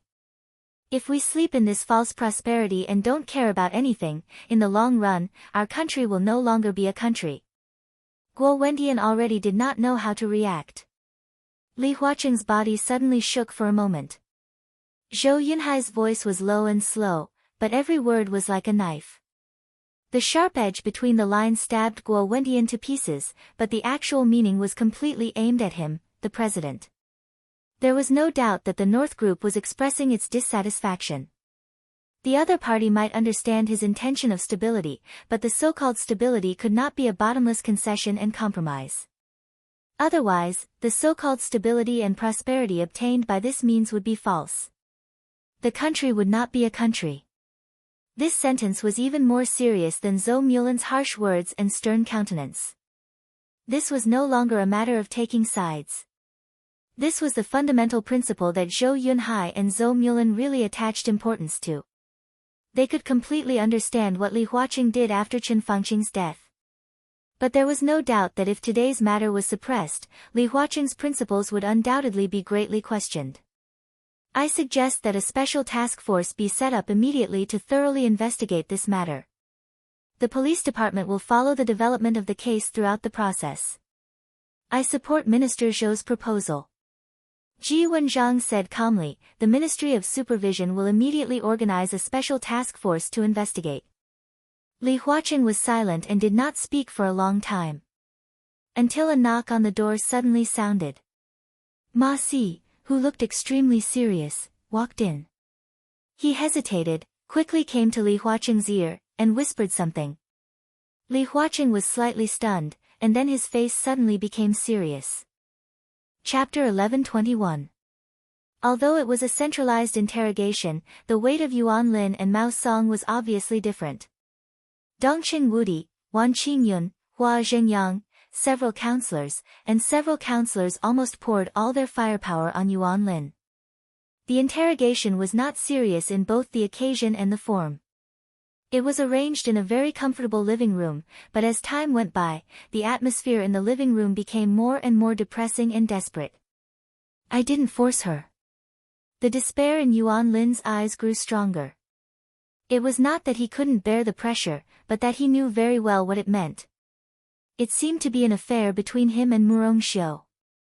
But once it was connected with the death of Chen Fangqing and Chen Shi, no one could bear the pressure. A few hours ago, he was still on top of Murong Xiu's body, fantasizing about holding the beautiful lord in Yuzhou. A few hours later, he had fallen from heaven to hell. In particular, Murong Xiu, that bitch, had backstabbed him. Yuan Lin knew very well that he was finished. No matter how Zhongzhou state would deal with him, he would have nothing. Being able to keep his life was already the best outcome. She seduced me. I made a big mistake on impulse. Yuan Lin's slow and trembling voice slowly echoed in the living room. I am responsible for this matter. I have to make a self-criticism to the parliament and deeply reflect on my mistakes. I didn't control myself. No one can resist the temptation. I failed to live up to the training and education of the parliament over the years. You like to make self-criticism. There will be many opportunities in the future. Dongxing Wudi directly interrupted Yuan Lin's almost muttering voice and said calmly, Secretary Yuan, the matter between you and Murong Xiu is not something worth paying attention to. What's truly worthy of our attention is what else you've done behind the scenes of this incident. Yuan Lin's body shook. He looked at Dongxing Wudi blankly and did not speak. How long have you and Murong Xiu been together? Dongxing Wudi asked. 6 days. Yuan Lin was silent for a while and said hoarsely. The living room was slightly quiet for a moment. 6 days. 6 days ago in the afternoon, Chen Shi died in the Chen family's yard. That was to say, on the night of Chen Shi's death, Murong Xiu appeared in Yuan Lin's bed? How impatient were these two people? Ridiculous, Dongxing Wudi shook her head. I know I can't be forgiven for my mistake this time. I'm willing to confess everything I know. But I can guarantee that this is just my personal style and has nothing to do with anything else. I have never done anything to let the Prime Minister down. Dongxing Wudi glanced at him without any expression, then lowered his head and took out a file that he had brought from the army headquarters before he came to the Qin family. The file had been specially encrypted, which meant that only a very small number of people in the entire military could read it. Dongxing Wudi glanced down and said in a calm voice, You can state your opinion, but there are some things we must investigate in detail. First of all, Secretary Yuan, tell me, where were you 26 days ago, between the early morning of December 3rd and 2:00 in the afternoon of the 4th? Between the morning of December 3rd and 2:00 in the afternoon of December 4th. Yuan Lin was a little dazed and confused. He subconsciously whispered, I don't remember. I can remind you. Dongxing Wudi said expressionlessly, that day, you bought a plane ticket to Sinan City, using an alias. Yuan Lin's face suddenly changed. His face suddenly became extremely pale, and his eyes looked more desperate. On December 3rd. He took a plane from Yuzhou to Sinan City, and flew to Nanyun Province with another identity in Sinan City.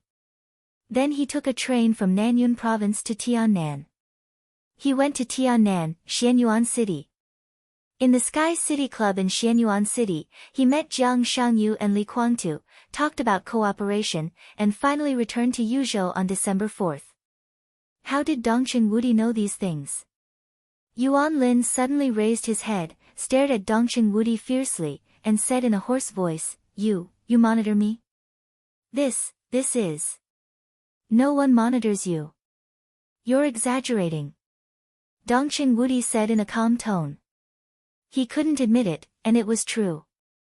No one monitored Yuan Lin, and no one dared to do it. Yuan Lin was Chen Fengqing's secretary, and he was the chief secretary at the level of governor.